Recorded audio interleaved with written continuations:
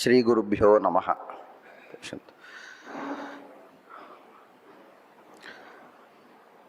நமது சென்னை சம்ஸ்கிருத கல்லூரியினுடைய ஆதாரமாக திகழக்கூடிய Shri V Krishnaswami Iyer Sanskrit education trust, Shri V Krishnaswami Iyer சம்ஸ்கிருத கல்வி அறநிறுவனம், இதன் வாயிலாக நடத்தப்படக்கூடிய பல நிகழ்ச்சிகளில் இன்றைய தினம் நடைபெறக்கூடிய நிகழ்ச்சியும் ஒன்று. அடுத்த வருடம் சென்னை பல்கலைக்கழகத்தின் மூலமாக அஃபிலியேஷன் பெற்று சிவாகம சிரோமணி என்ற ஒரு விபாகமானது ஆரம்பிக்கப்பட இருக்கிறது. அந்த சிவாகம சிரோமணி என்பது நம்மால் வடிவமைக்கப்பட்டிருக்கக்கூடிய அந்த விதத்தில் அந்த சிலபஸ் பாடத்திட்டமானது பெரும்பாலும் எங்கும் இல்லை. எனவே அந்த பாடத்திட்டத்தில் இருக்கக்கூடிய பாடங்களை எல்லாம் பிரபலப்படுத்த வேண்டும், பிரசித்தப்படுத்த வேண்டும். அது விஷயமான ஒரு படிப்பானது மக்களிடையே பரப்பப்பட வேண்டும் என்ற ஒரு காரணத்திற்காக அந்த பாடத்திட்டம் சிவாகம சிரோமணியில் இருக்கக்கூடிய பாட புஸ்தகங்களை எல்லாம் இது போன்ற உபன்யாசம் மூலமாகவும் அதை பிரபலப்படுத்த வேண்டும் என்று கிரமமாக ஒவ்வொரு விஷயமாக அந்த நிகழ்ச்சியானது நடத்தப்பட்டு வருகிறது. அந்த விதத்தில் இன்றைய தினம் அந்த பாடத்திட்டத்தில் சிவாகமங்களை மட்டும் சார்ந்திருக்கக்கூடிய கிரந்தங்களும் வைக்கப்பட்டு இருக்கின்றன. அதுபோல் சிவாத்வைத்தம் தொடர்பான நூல்களும் பாடத்திட்டத்தில் வைக்கப்பட்டு இருக்கின்றன. காஷ்மீர சைவம் தொடர்பான ஒரு நூல் என்று சைவம் தொடர்பான பல சம்பிரதாயங்களும் அந்த பாடத்திட்டத்தில் இணைக்கப்பட்டிருக்கின்றன. அந்த வகையிலே ஸ்ரீகண்ட பாஷ்யம், பிரம்மசூத்திரத்திற்கு இருக்கக்கூடிய ஸ்ரீகண்ட பாஷ்யம், அந்த ஸ்ரீகண்ட பாஷ்யத்தில் பல அதிகரணங்கள் பாடத்திட்டத்தில் இருக்கின்றன. அதில் நாம் இதற்கு முன்பு முதல் 3 சூத்திரம் தொடர்பான அதிகரணத்தை பார்த்துவிட்டோம். இன்றைய தினம் பாசுபதாதிகரணம் என்ற ஒரு அதிகரணம், அந்த அதிகரணத்தை பற்றியான உபன்யாசமானது நடைபெற இருக்கிறது. அந்த 3 சூத்திரத்திற்கு பின்பு சத்துசூத்திரியில் தத்து சமன்வயாத் என்ற சூத்திரம் பார்க்கப்பட வேண்டும். இருந்தாலும் இந்த இடைப்பட்ட ஒரு மாதத்தில் அந்த நிகழ்ச்சியை நடத்த முடியவில்லை. எனவே இன்றைய தினத்தில் ஸ்ரீகண்ட பாஷ்யத்தில் பாசுபதாதிகரணம் என்ற அதிகரணத்தை பற்றி இந்த நிகழ்ச்சியானது ஏற்பாடு செய்யப்பட்டு இருக்கிறது. இது போன்ற உபன்யாசங்களுக்கு பலர் அவரவர்களால் முடிந்த இந்த என்ரோல்மெண்ட் அதை வைத்து வருகிறார்கள். அந்த வகையில் இன்றைய தினத்தில் நமது காரைக்குடி சமீபத்தில் இருக்கக்கூடிய பிள்ளையார்பட்டி, அந்த பிள்ளையார்பட்டியில் இருக்கக்கூடிய பாடசாலையை பல வருடங்களாக, ஏறத்தாழ 30 வருடங்களுக்கு மேல் நடத்தி வருபவரும் பல மாணவர்களை உருவாக்கியவருமான விகாச ரத்ன டாக்டர் சிவஸ்ரீ கே பிச்சை சிவாச்சாரியார் அவர்களின் பெயரில் அவர்கள் மாணவர்களால், சுக்காம்பட்டி கணேசன் போன்ற பல மாணவர்களால் வைக்கப்பட்டிருக்கக்கூடிய இந்த அறக்கட்டளை, அவர்கள் இந்த பாசுபதாதிகரணம், இந்த அதிகரணத்தை பற்றி ஆவணி மாதத்தில் வரக்கூடிய விசாகா நட்சத்திரத்தில் இந்த நிகழ்ச்சி நடத்தப்பட வேண்டும் என்று கேட்டுக்கொண்டார்கள். இருந்தாலும் உடனடியாக ஆரம்பிக்க வேண்டும் என்பதற்காக இந்த வருடத்தில் இன்றைய தினம் நிகழ்ச்சி நடைபெறுவதற்கும் அவர்கள் இந்த உதவி செய்திருக்கிறார்கள். எனவே அந்த அறக்கட்டளையை நிறுவியிருக்கக்கூடிய விகாச ரத்னா டாக்டர் சிவஸ்ரீ பிச்சை சிவாச்சாரியார் அவர்களுடைய மாணவர்களுக்கும் அவர்களுக்கும் மனமார்ந்த நன்றியை தெரிவித்துக் கொள்கிறோம். எப்பொழுதும் போல் இந்த ஸ்ரீகண்ட பாஷ்யம் தொடர்பான இந்த விஷயத்தை எல்லாம் நீங்களே உபன்யாசம் செய்ய வேண்டும் என்று நாங்கள் நமது கல்லூரியினுடைய மீமாம்சா அத்தியாபகர் மகாமகோபாத்தியாய டாக்டர் மணித்ராவிட சாஸ்திரிகள் அவர்களை கேட்டுக்கொண்டோம். அவரும் இந்த உபன்யாசத்தை செய்து தருகிறேன் என்று ஸ்வீகாரம் செய்தார்கள். அவர்களுக்கு சுவாகதத்தை தெரிவித்துக் கொள்கிறோம், நன்றியை தெரிவித்துக் கொள்கிறோம். அதேபோல் இந்த மழை காலத்திலேயும் இதை சிரவணம் செய்வதற்காக வந்திருக்கக்கூடிய அனைத்து மாணவர்களுக்கும் பிற பெரியவர்களுக்கும் சுவாகதத்தை தெரிவித்துக் கொள்கிறோம். இந்த பாசுபதாதிகரணத்தில் நமக்கு இருக்கக்கூடிய ஒரு சந்தேகம், இந்த சந்தேகங்கள் எல்லாம் அவருடைய உபன்யாசத்திலிருந்து நமக்கு நிச்சயமாக தெளிவு பெறுவோம் இந்த சந்தேகங்களில் என்று. என்ன விஷயங்கள் என்றால், இதற்கு முன்பு இந்த ஜன்மாத்தியசியதா சாஸ்திரயோனித்வாத் இந்த அதிகரணங்களிலெல்லாம் பரமேஸ்வரன் என்று ஒருவர் இருக்கிறார் என்பது நமக்கு சித்தமாயிடுது. அந்த பரமேஸ்வரனை ஸ்தாபனம் செய்யக்கூடிய விதம், அனுமானத்தால் பரமேஸ்வரனை ஸ்தாபனம் செய்வது உச்சிதமா, அல்லது சாஸ்திரங்களை பிரமாணமாக கொண்டு ஸ்ருதியின் மூலமாக பரமேஸ்வரனை சாதிப்பது பொருத்தமா, நியாயத்தினால் யுக்தியினால் இந்த அனுமானத்தினால் சாதிக்கும் பொழுது எழக்கூடிய தோஷங்கள் எல்லாம் என்ன, அல்லது ஸ்ருதியால் பரமேஸ்வரன் இருக்கிறார் என்பதை ஒத்துக்கொள்ளும் பொழுது வரக்கூடிய குணதோஷங்கள் எல்லாம் என்ன. இந்த பாசுபதாதிகரணம் என்று பத்யுரசாமஞ்சஸ்யாத் என்று ஆரம்பிக்கக்கூடிய இந்த அதிகரணம், இந்த அதிகரணத்தில் பரமேஸ்வரன் பொதுவாக காரணம் என்று சொன்னால் நிமித்த காரணம், உபாதான காரணம் என்றெல்லாம் நாம் கேள்விப்படுகிறோம். பரமேஸ்வரனை நிமித்த காரணம் என்றுதான் இந்த மதம், இந்த சிவாத்வைத்த மதத்தில் நிமித்த காரணமாகத்தான் ஒத்துக்கொள்கிறார்களா, அல்லது உபாதான காரணமாக ஒத்துக்கொள்கிறார்களா, அல்லது இரண்டு காரணமாகவும் ஒத்துக்கொள்கிறார்களா? இவ்வாறு ஸ்வீகாரம் ஒத்துக்கொள்வதற்கு வேதம் பிரமாணமாக இருக்கிறதா, அல்லது சிவாகமங்கள் பிரமாணமாக இருக்கிறதா, வேதத்திற்கும் சிவாகமத்திற்கும் விரோதங்கள் இருக்கின்றனவா? எந்த விஷயத்தை நமக்கு தெளிவுபடுத்துவதற்காக இந்த பாசுபதாதிகரணமானது ஆரம்பிக்கப்பட்டு இருக்கிறது? இது போன்ற விஷயங்களெல்லாம் நாம் தெரிந்து கொள்வதற்கு அவரது உபன்யாசம் நமக்கு நிச்சயமாக சகாயகமாக இருக்கும் என்றும் நேரம் இருந்து ஔச்சித்யம் இருந்தால் பகவத்பாத சாங்கர பாஷ்யத்திற்கும் இந்த ஸ்ரீகண்ட பாஷ்யத்திற்கும் எந்த இடத்தில் முக்கியமான வேறுபாடு வருகிறது என்பதையும் தெளிவுபடுத்தினால் அனைவருக்கும் பிரயோஜனமாக இருக்கும். வருங்காலத்தில் படிக்கக்கூடிய மாணவர்களுக்கு மிக மிக ஒரு ஸ்பஷ்டதா, தெளிவு ஏற்படுவதற்கு வாய்ப்பாக இருக்கும் என்று கேட்டுக்கொண்டு, இந்த உபன்யாசத்தை நடத்தி தருவதற்காக இசைந்திருக்கக்கூடிய நமது டாக்டர் மணிதிராவிட ஆச்சாரியர் அவர்களுக்கு மீண்டும் ஒரு முறை நன்றியோடு கூடிய சுவாகதத்தை தெரிவித்துக் கொண்டு இந்த உபன்யாசத்தை நடத்தி தரும்படி கேட்டுக்கொள்கிறோம். சிவா. குருர் பிரம்மா குருர் விஷ்ணு குருர் தேவோ மகேஸ்வரः குரு சாட்சாத் பரம் பிரம்ம தஸ்மை ஸ்ரீ குரவே நமः. இன்றைக்கி நாம் எடுத்துட்டு இருக்கிறது பாசுபதாதிகரணம் அப்படின்னு சொல்லப்படுறது. இந்த அதிகரணம் பிரம்மசூத்திரத்தில் 2வது அத்தியாயம் 2வது பாதத்தில் கடைசி அதிகரணத்துக்கு முன் அதிகரணம் பத்யுரசாமஞ்சஸ்யாத் அப்படின்னு ஆரம்பிக்கிறது இந்த அதிகரணம். இந்த அதிகரணத்தில் இந்த பாதமே மொத்தமும் எப்படின்னு கேட்டால் பரமத நிராகரணம். இதுக்கு முன்னாடி இவர் வேதாந்த சமன்வயம் பண்ணுறதுக்கு பரபட்சத்திலேருந்து ஏதாவது ஒரு யுக்தி விரோதம் வந்தால் அந்த யுக்தி விரோதத்தை பரிகாரம் பண்ணி வேதாந்தம் சொல்கிறது சரி அப்படின்னு சொல்லிட்டு இருந்தார். ஆனால் இந்த பாதத்தில் அப்படி இல்லை. இந்த பாதம் மாத்திரம் இப்படி, இந்த பாதத்தில் பரமத நிராகரணம். மற்றவாள் சொல்கிற வேதாந்தியாக இல்லாதவர்கள், வேதாந்த மதத்தை ஒத்துக்காதவர்கள், அவள் சொல்லக்கூடிய பிரக்கிரியைகளில் தோஷம் இருக்குது அப்படின்னு சொல்லக்கூடிய பாதம் இது. சாங்கிய மதத்திலேருந்து ஆரம்பித்து தார்க்கிக மதம், பௌத்த மதம், ஜெயின மதம் அப்படின்னு வரிசையாக பல மதங்களை இங்கே கண்டனம் பண்ணி வேதாந்தம் சொல்கிறது தான் கரெக்டாக இருக்கும் அப்படிங்கிறத ஸ்தாபனம் பண்ணிட்டு வர்றார். அப்படி சொல்கிறச்ச இந்த அதிகரணம் எப்படின்னு கேட்டால் இதுக்கு பாசுபதாதிகரணம்னு பேர் கொடுத்துருக்கு.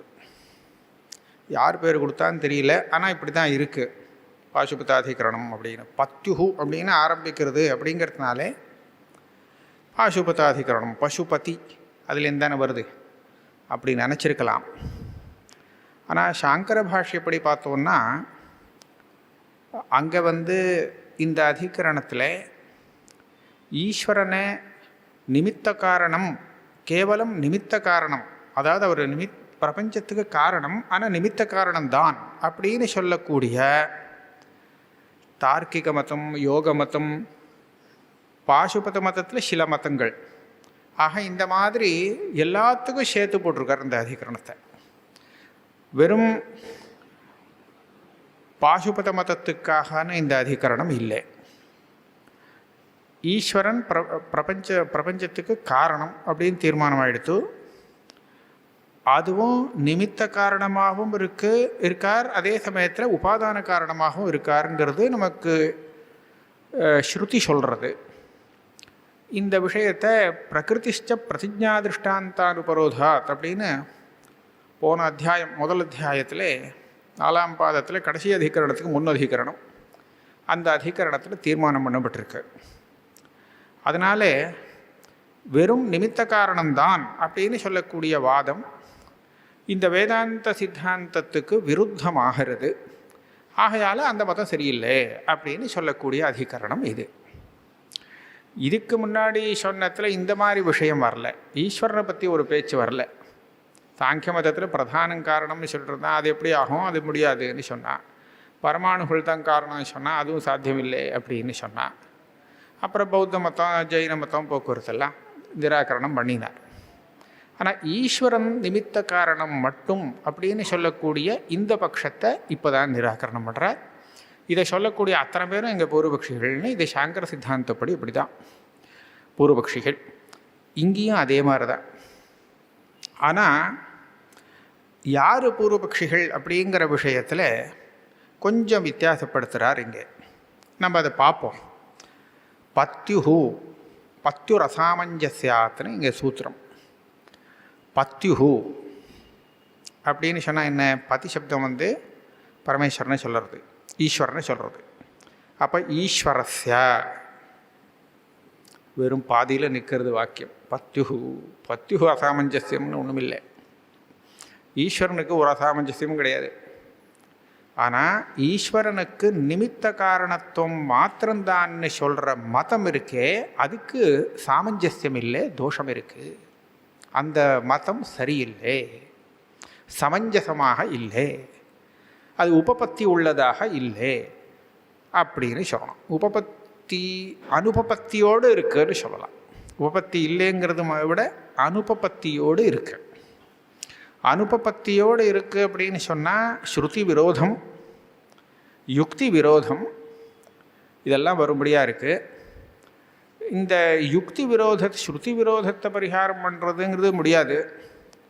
யுக்தி விரோதத்துக்கு ஏதாவது சரி பண்ணுறதுக்கு பார்க்கலாம்.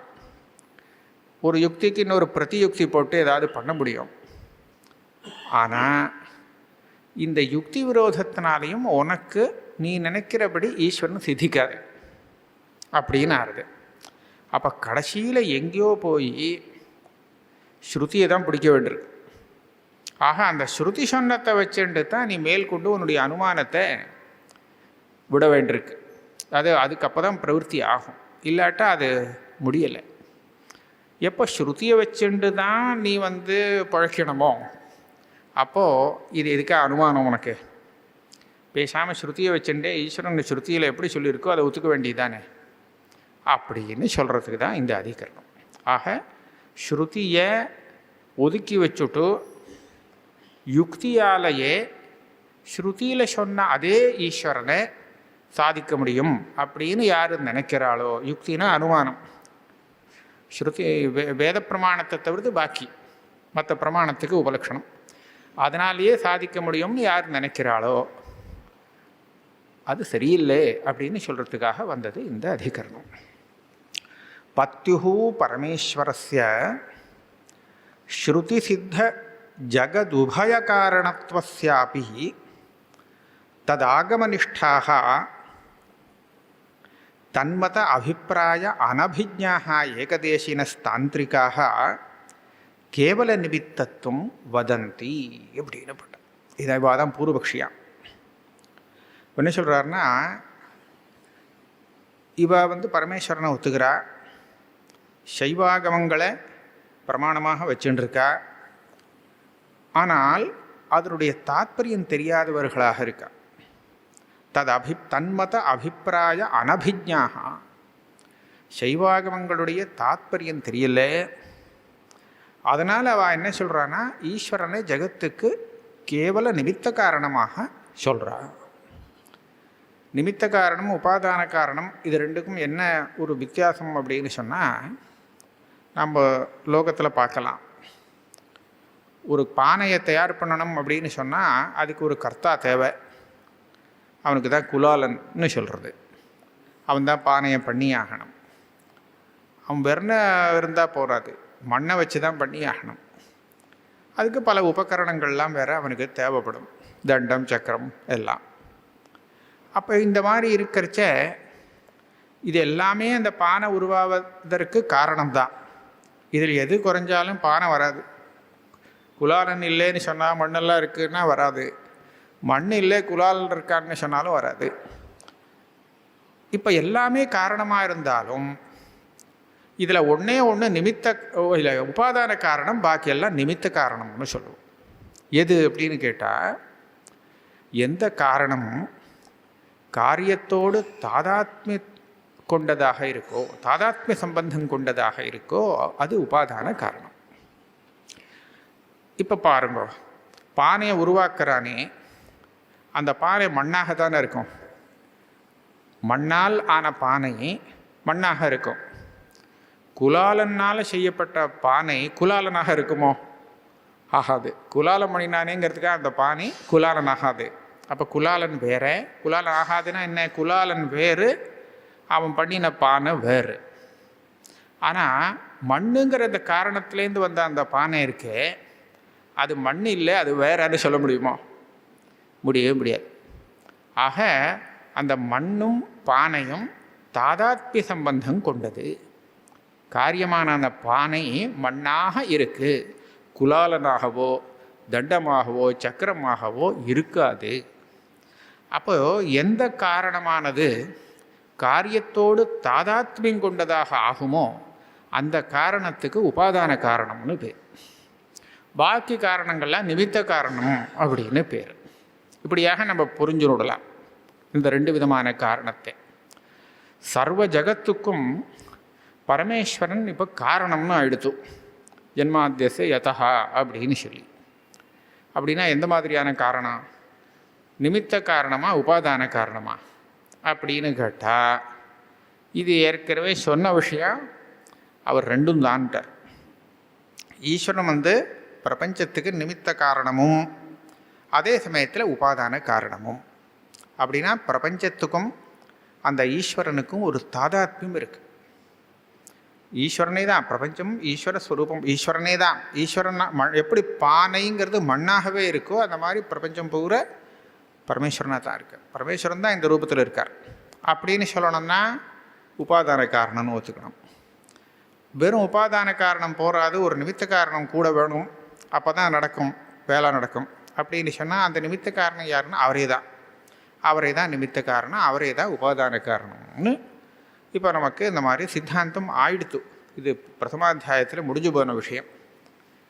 இருந்தாலும் இப்போ சில பேர் என்ன நினைக்கிறான்னா, அப்படி இல்லை, ரெண்டு விதமான காரணத்துவத்தை சொல்லணும்னு அவசியம் இல்லை. ஈஸ்வரன் பிரபஞ்சத்துக்கு வெறும் நிமித்த காரணம்னு சொன்னால் போகும். உபாதான காரணம் எதுன்னு கேட்டால் பிரகிருதி அப்படின்னு ஒன்று, பிரகிருதி தத்துவம் இருக்குது. மாயைன்னு சொல்லலாம், வேணா பல சப்தங்கள்னால சொல்லலாம். அந்த பிரகிருதி இருக்கே, அதை நாம் உபாதான காரணமாக வச்சு விடலாம். பிரகிருதிங்கிறது சாங்கியன் சொல்லக்கூடிய பிரகிருதி மாதிரி இல்லை. சாங்கியன் சொல்லக்கூடிய பிரகிருதி அது சுதந்திரம், அது யாரையும் எதிர்பார்க்காது, அது பாட்டுக்கு வேலை பண்ணிவிடும். சுதந்திரமாக இருந்துட்டு காரியத்தை ஜெகத்தை உண்டு பண்ணுறது. ஈஸ்வரனுக்கு அதீனம் கிடையாது. ஆனால் நாம் சொல்லக்கூடிய பிரகிருத்தியானது அப்படி இல்லை. இதுதான் சாங்கியனுக்கும் இதுக்கும் வித்தியாசம். நம்ம சொல்லக்கூடிய பிரகிருதி என்னென்னா தானாக வேலை செய்யாது, ஈஸ்வரனுடைய உத்தரவுப்படி வேலை செய்யும். ஈஸ்வரனுடைய பிரேரணை வேணும். ஈஸ்வரன் நினச்சாருன்னா அவருடைய சங்கல்பத்தை அனுசரித்து இது வேலை பண்ணும். இல்லைன்னா வேறுனா ஒன்றும் பண்ண முடியாது ஜடமான பிரகிருத்தியால். அப்போ ஈஸ்வராதிஷ்டிதம்னு சொல்லுவா. இது ஈஸ்வரனுடைய சங்கல்பத்தினால் வேலை செய்கிறது அப்படின்னு சொன்னால் ஈஸ்வரனுடைய அதிஷ்டானம்னு இது பேர். ஈஸ்வராதிஷ்டிதமாக இருந்துட்டு இந்த பிரகிருத்தியானது ஜெகத்தை உண்டு பண்ணுறது அப்படின்னு சொல்கிறா. சாங்கிய மதத்தை காட்டிலும் வித்தியாசமாக இருக்குது.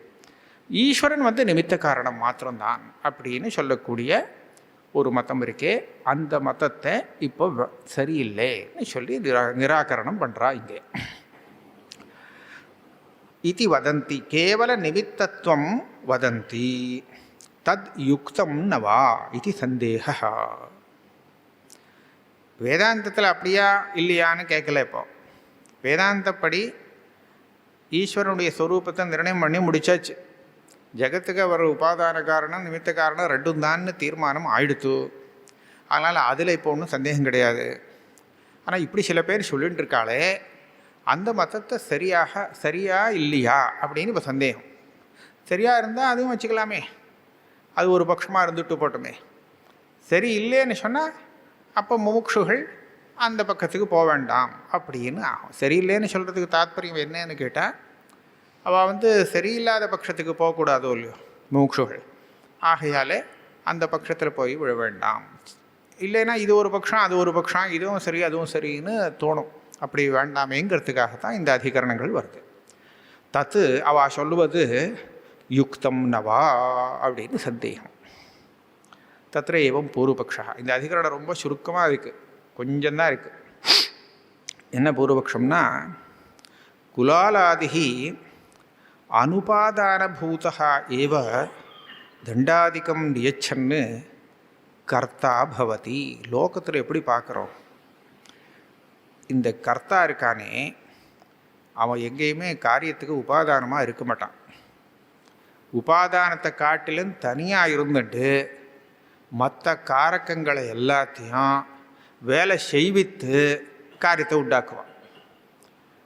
இப்போ சக்கரத்தை சுற்றணும், தண்டத்தினால சுற்றணும் அப்படின்னு சொன்னால் அது தானாக சுற்றிக்காது. இந்த குலாலன் அதெல்லாம் பண்ணி வைக்கணும். அதுக்கு பிரேரகமாக இருந்துட்டு தண்டத்தை எடுத்து சக்கரத்தை சுற்றி அதை மண்ணை வச்சு அது என்ன பண்ணணுமோ அதெல்லாம் பண்ணி பானையை உருவாக்குவான் இல்லையா. அப்போ மற்ற காரணங்கள்லாம் தன் வேலையை செய்யணும்னு சொன்னால் அதுக்கு பிரேரகனாக இந்த கர்த்தா இருந்துட்டு இருப்பான். அவன் அந்த காரியத்துக்கு உபாதான காரணமாக ஆக மாட்டான். அப்படி தான் லோகத்தில் பார்க்குறோம் கர்த்தாங்கிறது. அதனால் குலாலாதிகி அனுபாதானபூதா ஏவ, உபாதான காரணத்தை காட்டிலும் வேறாக இருந்து கொண்டு தண்டாதிக்கம் நியச்சன்னு, அந்த மற்ற காரகங்களுக்கெல்லாம் ஒரு நியாமகனாக இருந்துட்டு அதை வேலை செய்ய வச்சு கர்த்தா பவதி. இப்படி தான் பார்க்குறோம். ஈஸ்வரன் நமக்கு நியாமகன், ஜகத்துக்கு கர்த்தான்னு சொல்லப்பட்டிருக்கு. விஸ்வஸ்ய கர்த்தா புவனஸ்ய கோப்தா எல்லாம் சொல்கிறது. அதனால் ததா தடஸ்தா ஈஸ்வரோபி நிமித்த மாத்திரம். தடஸ்தா அப்படின்னா என்ன, தட்டத்தில் நிற்கிறவன், கரையில் நிற்கிறவன் அப்படி அர்த்தம் இல்லை. அது சப்தார்த்தம் அப்படி இருக்கும். அந்த காரியத்தில் சம்மந்தப்படாமல் ஒதுங்கி இருக்கிறவன் தான் தடஸ்தன். எதுலேயும் போய் விழாமல் தனியாக இருந்தாக்க சம்மந்தப்படாமல் இருந்தால் தடஸ்தன். அந்த மாதிரி அந்த காரியத்தில் உபாதான காரணம் கலந்துரும், காரியத்தோட தாதாத்மியமாக இருந்துட்டு இருக்கும். ஆனால் நிமித்த காரணம் கலக்காதோ இல்லையோ, அது தனியாக இருந்துருமோ இல்லையோ.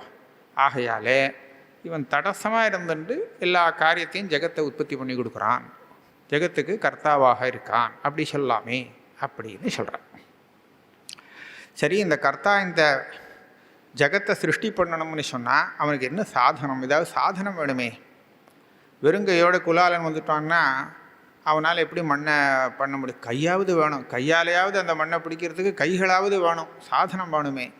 நச்ச நிசாதன கர்த்தா கிஞ்சித் சிருஜதி கஷ்டனா அப்படின்னு குமாரில் பற்றி சொல்லுவார். நிசாதனா, உபகரணமே இல்லை, வெறும் கர்த்தா மாத்திரம் இருக்கான். என்னத்தை சிருஷ்டி பண்ணுறது அவன்? ஆக சிருஷ்டி பண்ணுறதுக்கு அவனுக்கு உபகரணங்கள் வேணுமே அப்படின்னு அவர் கேட்குறார். அப்போ உபகரணம் என்ன, அதுக்கு பதில் சொல்லணும் இல்லையா. சொல்கிறார், சக்தி கரணம். இந்த ஈஸ்வரனுக்கு சக்தி இருக்குது. சக்தியை மாயா பிரகிருதி எப்படி வேணாலும் சொல்லுங்க, அந்த சக்தியானது இவருக்கு கரணமாக இருக்குது, அது சொல்லலாம். அந்யதா மிருதாதிபத்து ஈஸ்வரஸ்ய உபாதானத்வே விகாராதி பிரசக்தி. இப்போ அவாட்ட இதெல்லாம் நம்ம பூர்வபக்ஷம் பார்க்குறோம். பூர்வபக்ஷியும் ஆஸ்திகந்தான், ஈஸ்வரனை ஜெகத்துக்கு காரணம்னு ஒத்துக்கிறவான், ஆனால் வெறும் நிமித்த காரணம்னு சொல்கிறவான். அவ்வளோதான் வித்தியாசம். இப்போ அந்த இடத்துல அவன்கிட்ட கேட்குறோம், அப்பா ஸ்ருதியில் சொன்னபடி இந்த பிரபஞ்சத்துக்கு ஈஸ்வரனை உபாதான காரணமாகவும் ஒத்துண்டுட்டா உனக்கு என்ன நஷ்டம், நீ ஏன் இதை ஒத்துக்க மாட்டேங்கிற அப்படின்னு கேட்கணும். அப்போ அவன் என்ன சொல்லுவான், அது ஒத்துக்க முடியாது, அப்படி சொன்னால் தப்பு வரும். என்ன தப்பு வரும்னா, மிருதாதிபத்து ஈஸ்வரஸ்ய உபாதானத்வே விகாராதி பிரசக்தி. அந்த ஈஸ்வரன் நிர்விகாரம்னு ஸ்ருதி சொல்கிறது. ஒரு விகாரமும் இல்லை, அவர் எப்பவும் போல அப்படியே இருந்துட்டுருக்காருன்னு. ஆனால் உபாதான காரணம் அப்படின்னு ஒத்துண்டாச்சுன்னா அவருக்கே ஒரு பரிணாமம் வந்ததாக ஆகிடும். அவரே கடமாயிட்டார் அப்படின்னு சொன்னார். சுவாமி கடமாக ஆகிட்டார் குலாலன் பண்ணி, குலான் சுவாமியே கடமாக்கிட்டான் அப்படின்னு சொல்கிற மாதிரி ஆகிடுமே, அது சரியாக இருக்காதே. நிர்விகார ஸ்ருதிக்கு விரோதம் வரும். யுக்திக்கு விரோதம் மாத்திரம் இல்லை, நிர்விகார ஸ்ருதிக்கே விரோதம் வந்துவிடும். ஆகையால் அது சரியில்லை, உபாதான காரணமாக எடுத்துக்க முடியாது. அத்தா நிமித்தமேவ பரமேஸ்வரா இது, ஈஸ்வரன் வெறும் நிமித்த காரணம்தான் அப்படின்னு வச்சுப்போம் அப்படின்னு பூர்வபக்ஷம். இந்த பூர்வபக்ஷத்துக்கு பதில் சொல்கிறார். பூர்வபக்ஷத்தை பதில் சொல்லலை, இந்த பட்சத்தை நிராகரணம் பண்ணுறார். இந்த பூர்வபக்ஷத்தில் நமக்கு எப்படி சமாதானம்னு சொல்கிறதுக்காக இல்லை, நீ சொன்னது தப்பு, அவ்வளோதான். அத்ரோச்சியதே பத்யு ஈஸ்வரஸ்ய கேவல நிமித்தத்துவம் அப்பி நயுக்தம். இதுக்கு முன்னாடி ஒவ்வொரு மொத்தமாக நயுக்தம் நயுக்தம்னு சொல்லிட்டு வந்துட்டுருக்கார். இதுவும் சரியில்லை அதுவும் சரியில்லைன்னு. இப்போது ஈஸ்வரன் வெறும் நிமித்த காரணம் மாத்திரம் அப்படின்னு சொல்கிற இந்த மதமும் சரியில்லை. ஏன்? அசாமஞ்சஸ்யாத்னு போட்டார். இதுக்கு ஸ்ருதி விரோதேன அசாமஞ்சஸ்யாத். அசாமஞ்சஸ்யாத்ங்கிறது ஸ்ருதி விருத்தம். தது ஆத்மானக ஸ்வயம் அகுருத அப்படின்னு ஸ்ருதி சொல்கிறது. அந்த பரபிரம்மமானது தன்னையே பிரபஞ்சமாக ஆக்கிண்டது அப்படின்னு சொல்கிறது. சச்ச தியச்சாபவத் நிருக்தஞ்சா நிருக்தஞ்ச நிலையனஞ்சா நிலையனஞ்ச விஜானஞ்சா விஜானஞ்ச சத்தியஞ்ச அனிருத்தஞ்ச சத்தியம் அபவத். அந்த சத்தியம் இது எல்லாமாக ஆனது, அதுவே ஆச்சுன்னு சொல்கிறது. இப்படி எல்லாம் ஸ்ருதி இருக்கிறதுனாலே அது உபாதான காரணம்னு தான் ஸ்ருதி நினைக்கிறது. இல்லைன்னா இப்படி வராது இல்லையா? அதுவே இதுவாக எடுத்து அப்படின்னு காரணமே காரியமாக எடுத்து அப்படின்னு சொல்கிறதா இருந்தால் அது உபாதான காரணமாகத்தான் இருந்தாகணும். அந்த ஸ்ருதிக்கு விரோதமாக இருக்குது அசாமஞ்சஸ்யா. இதே இடத்துல சாங்கர பாஷ்யத்தில் பார்த்தோன்னா அசாமஞ்சஸ்யங்கிறதுக்கு ஒரு விசேஷமாக அசாமஞ்சஸ்யம் வரிசை சொல்லிட்டுருக்கார். அண்ணன் எங்கே சொல்லியிருக்கார், நீ சொல்கிறபடி பிரபஞ்சத்துக்கு வெறும் நிமித்த காரணம்தான் ஈஸ்வரன் அப்படின்னு ஒத்துண்டால் அவருக்கு ஒரு வைஷமிய நைர்கண்ய தோஷம் வந்துடும் அப்படின்னு ஒரு அசாமஞ்சஸ்யம் சொன்னார். வைஷமிய நைர்கண்ய தோஷம் அப்படின்னா என்னென்னா, அவர் பண்ணுற காரியம் விஷமமாக இருக்குது, சமமாக இல்லை. சமம்னா என்ன, விஷமம்னா என்ன? அவர் கர்மபலத்தை கொடுக்குறாரோ இல்லையோ, கர்மபலத்தை கொடுக்குறாருன்னு நம்ம சொல்கிறோம். அப்படின்னா எப்படி இருக்கணும்? நியாயமாக இருக்கிறவாளுக்கு நல்ல பலத்தை கொடுக்கணும், துஷ்டாளுக்கு அதுக்கு தகுந்தா போல் கொடுக்கணும் இல்லையா? இன்னும் அது அந்த நியாயமாக இருக்கிறதுக்கே அவர் காரணமாக இருக்கணும். ஜனங்களை அவர் தான் பிரேரணை பண்ணுறார். பராத்து தச்ருத்தேகன்னு ஒரு அதிகரணம். அந்த அதிகரணப்படி இவாள்லாம் வேலை செய்கிறதுக்கு அவர் தான் பின்னாடி பிரேரகனாக இருக்கார். அவர் ஓட வைக்கலேன்னு சொன்னால் இவனால் ஒன்றுமே பண்ண முடியாது. இவனுக்கு எந்த காரியமும் செய்கிறதுக்கு இவனுக்கு சக்தி இல்லை. அவர் தான் உள்ளே இருந்துன்னு பண்ணி ஆகணும். அப்போ என்னாச்சு, பராத்து தச்ருத்தேகங்கிற ரீதியில் பார்த்தோன்னா இவங்க செய்யக்கூடிய காரியங்கள் எல்லாத்துக்கும் அவர் ஒரு காரணமாக இருக்கார். அவர் காரணமாக இல்லைன்னா இங்கே இவனால் அசையவே முடியாது, ஒன்றுமே அசையாது இல்லை ஜலகேகத்தில். அவர் தான் உள்ளே இருந்து எல்லாம் பண்ணியாகணும். அப்போ அந்த மாதிரி இருக்கிறச்ச சில பேர் மூலமாக ஒரு விதமான காரியங்கள் பண்ணுறது, அதுக்கு தகுந்தா போல் அதுக்கு பலன் கொடுக்கறது அப்படிங்கிறது எல்லாமே அவர் கையில் இருக்குது. அப்படி இருக்கிறச்ச சில பேருக்கு தப்பான காரியம் பண்ணினவாளுக்கு கூட நல்ல பலத்தை கொடுக்குறாங்கிறது தெரிகிறது. சௌக்கியமாக இருந்துட்டு இருக்காங்கிறத கண்கூடாக பார்க்குறோம். அதே மாதிரி நல்ல இருக்கிறவாளெல்லாம் கஷ்டப்படுறதையும் பார்க்குறோம். 2 தினசாக இருக்குது. ஆக இந்த மாதிரி அவர் காரியம் பண்ணுறாரே, ஜெகத்துக்கு நிர்மாணம் பண்ணிட்டு இதெல்லாம் பண்ணுறாரே, இதனால் என்ன கிடைக்கிறது? வைஷமியம்னு ஒன்று தோஷம் கிடைக்கிறது. வைஷமியங்கிற தோஷம் ஈஸ்வரத்துவ விரோதி தோஷம்னுட்ட. இந்த தோஷம் சாதாரண ஜனங்களுக்கு இருக்கலாம். ஜீவன்களுக்கு இந்த தோஷங்கிறது சுபாவ சித்தமாக இருந்துட்டு இருக்குது. அது பாட்டுக்கு இருக்குது, தானாக வருது, அது வாசனாவசாத்து. ஆனால் ஈஸ்வரனுக்கு இந்த மாதிரி ஒரு பக்ஷபாதங்கள்லாம் இருக்குது அப்படின்னு சொன்னால் அது ஈஸ்வரத்துவ விரோதி தோஷம். இன்னும் நைர்கரண்யம்னு சொல்கிறச்ச, கிருணானா இங்கே கருணைன்னு அர்த்தம். நம்ம கருணாசாகரம் அப்படின்னு சொல்லுவோமோனோ, இது ரொம்ப நைர்கரண்யம். கருணையே இல்லை, நிர்தயனாக இருக்க சில காரியங்களை பண்ணி விடுறார் அவர்.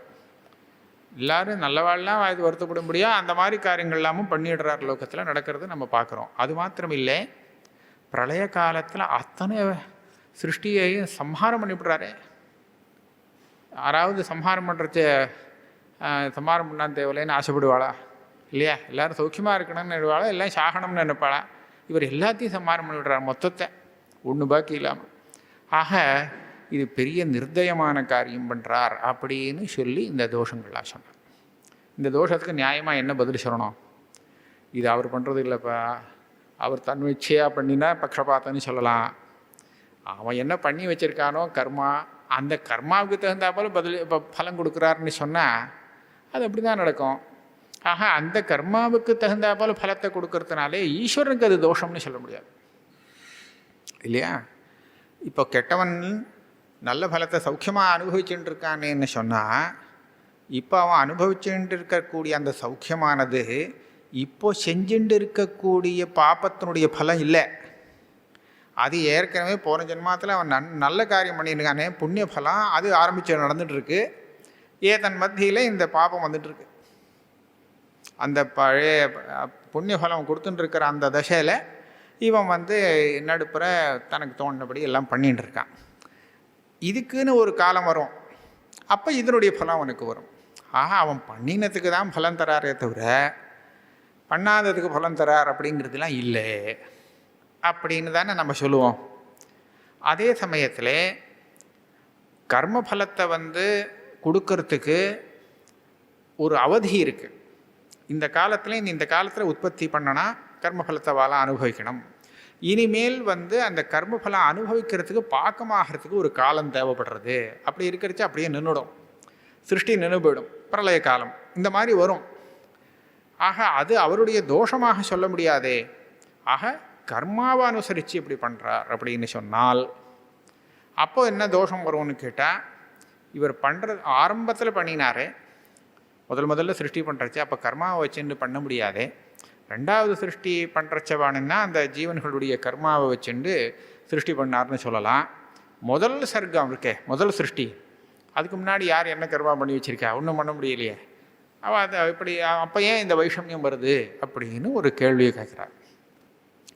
அதுக்கெல்லாம் என்ன பதில் சொல்லணும் அப்படின்னு கேட்டால், இது முதல் சிருஷ்டின்னே கிடையாது, எல்லாமே அனாதியாக போயின்ட்டுருக்கு. அதனால் பூர்வ சிருஷ்டியை வச்சுட்டு தான் போகிறதுன்னு சொல்லுவோமோ இல்லையோ.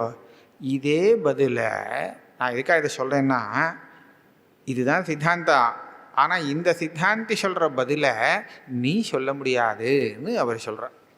ஏன் சொல்ல முடியாது அப்படின்னு கேட்டால், நீ சொன்னால் பிரமாணமாகாது, நான் சொன்னால் பிரமாணமாகும் அப்படிங்கிற. அது எப்படின்னா, அதுக்கு அந்த பரம்பரா அந்நியாயாபத்தேன்னு சொல்கிறேன். அந்த பரம்பரா நியாயம்ங்கிறதுக்கு ஒரு கதை எழுதியிருக்கார் சபரசுவாமி.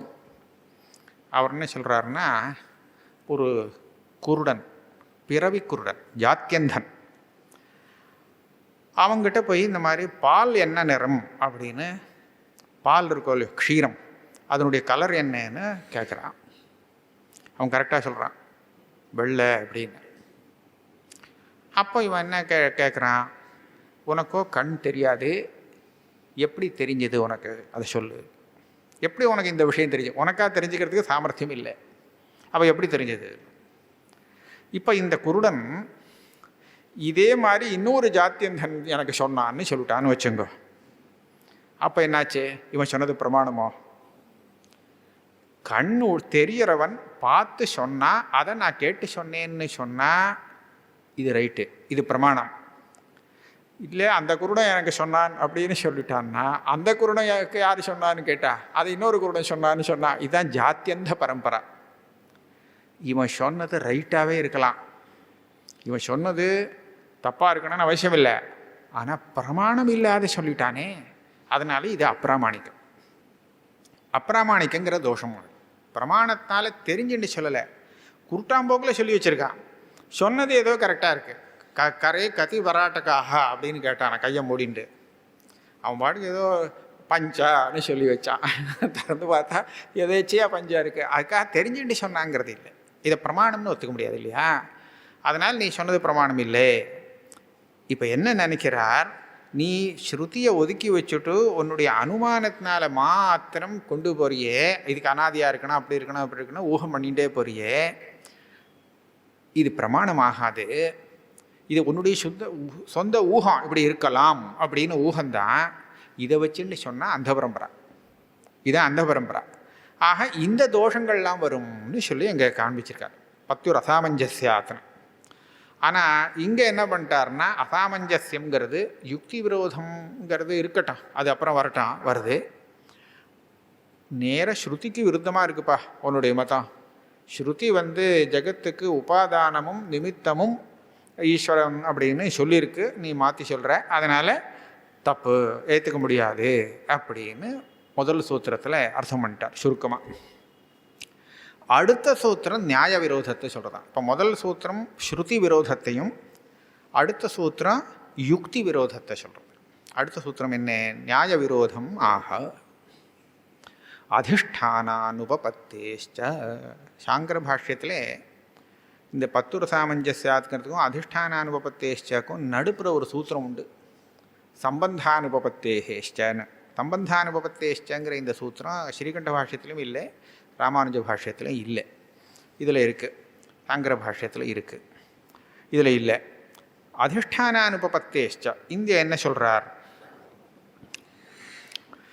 இதுக்கு சாங்கர பாஷ்யத்தில் 2 வியாக்கியானம் பண்ணியிருக்கார் இந்த அதிஷ்டானானுபபத்தேஷ்ச. இதுக்கப்புறம் உள்ள சூத்திரங்களுக்கும் 2 அர்த்தம் பண்ணியிருக்கார்.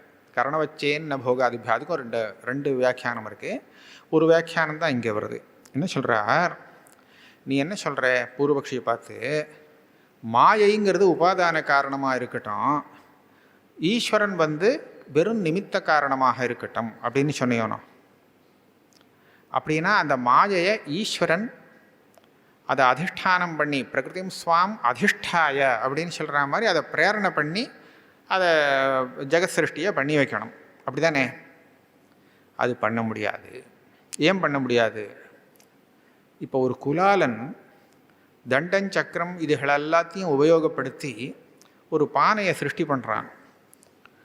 அந்த குலாலனுக்கு சரீரம் இருந்தால் தானே, கை கால்கள்லாம் இருந்தால் தானே அவன் இந்த காரியத்தை பண்ண முடியும். கை இல்லை, கால் இல்லை அப்படின்னு சொன்னால் அந்த குலாலனை வச்சுன்னு இந்த காரியங்களை பண்ண முடியுமோ? முடியாதோ இல்லையோ? குலாலன்கிறது ஒரு உதாரணத்துக்கு சொன்னேன். லோகத்தில் கர்த்தாவாக இருக்கிறவன் கரணங்களை, அந்த மற்ற காரணங்களை பிரேரணை பண்ணி அது மூலமாக ஒரு காரியத்தை உண்டாக்கணும்னு சொன்னால் இவன் கை காலோடு நல்லா இருக்கணும், அது வேலை செய்ய முடியாது இருந்தால் தான் அவனால் பண்ண முடியும். இவன் சசரீரனாக இருக்கணும். இப்போ இந்த ஈஸ்வரன் மாயையை இப்போ சிருஷ்டியெல்லாம் ஆகிறதுக்கு முன்னாடி உள்ள நிலை, அப்போ தானே இவர் சிருஷ்டிக்கு ஆரம்பிக்கிறார். அந்த நிலையில் சரீரங்கள்லாம் இன்னும் உற்பத்தி ஆகலை. அப்போ சரீரம் இல்லாத இந்த அசரீரனாக இருக்கக்கூடிய அந்த பரமேஸ்வரன் மாயையை எப்படி பிரேரணை பண்ணுவார்? அது பண்ண முடியாது. ஆக யுக்திக்கு விருத்தமாக இருக்குது. யுக்தினா இங்கே என்ன? லோகத்தில் நம்ம பார்க்குறோம், நமக்கு ஒரு வியாப்தி கிடைக்கிறது.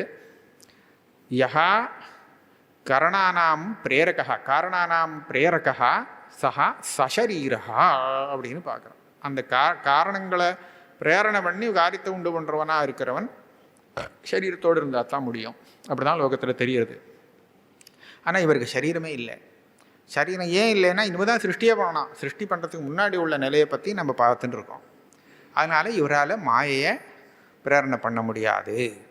ஆகையால் நீ சொல்லக்கூடிய இந்த ஈஸ்வரன் சிருஷ்டி பண்ண முடியாது, நிமித்த காரணமாக கூட ஆக முடியாதுன்னு யுக்திக்கு விரோதமாக இருக்குது உன் மதம்னு சொல்கிற. அசரீரஸ்ய பரமேஸ்வரஸ்ய மாயோபாதான அதிஷ்டானம் நோபபன்னம், அதிஷ்டானம் பிரேரணம் அது முடியாது, உபபன்னமாக இல்லை. ஏன் லோகே ஷரீரிணः ஏவ குலாலாதேகே மிருத்பிண்டாதி உபாதான அதிஷ்டானம் திருஷ்டம், இப்படி தான் பார்த்துருக்கோன்னுட்டார். ஒரு எந்த கர்த்தாவாக இருந்தாலும் சசரீரமாக இருந்தால் தான் அவன் வேலை பண்ண முடியும், இல்லைன்னா முடியாது.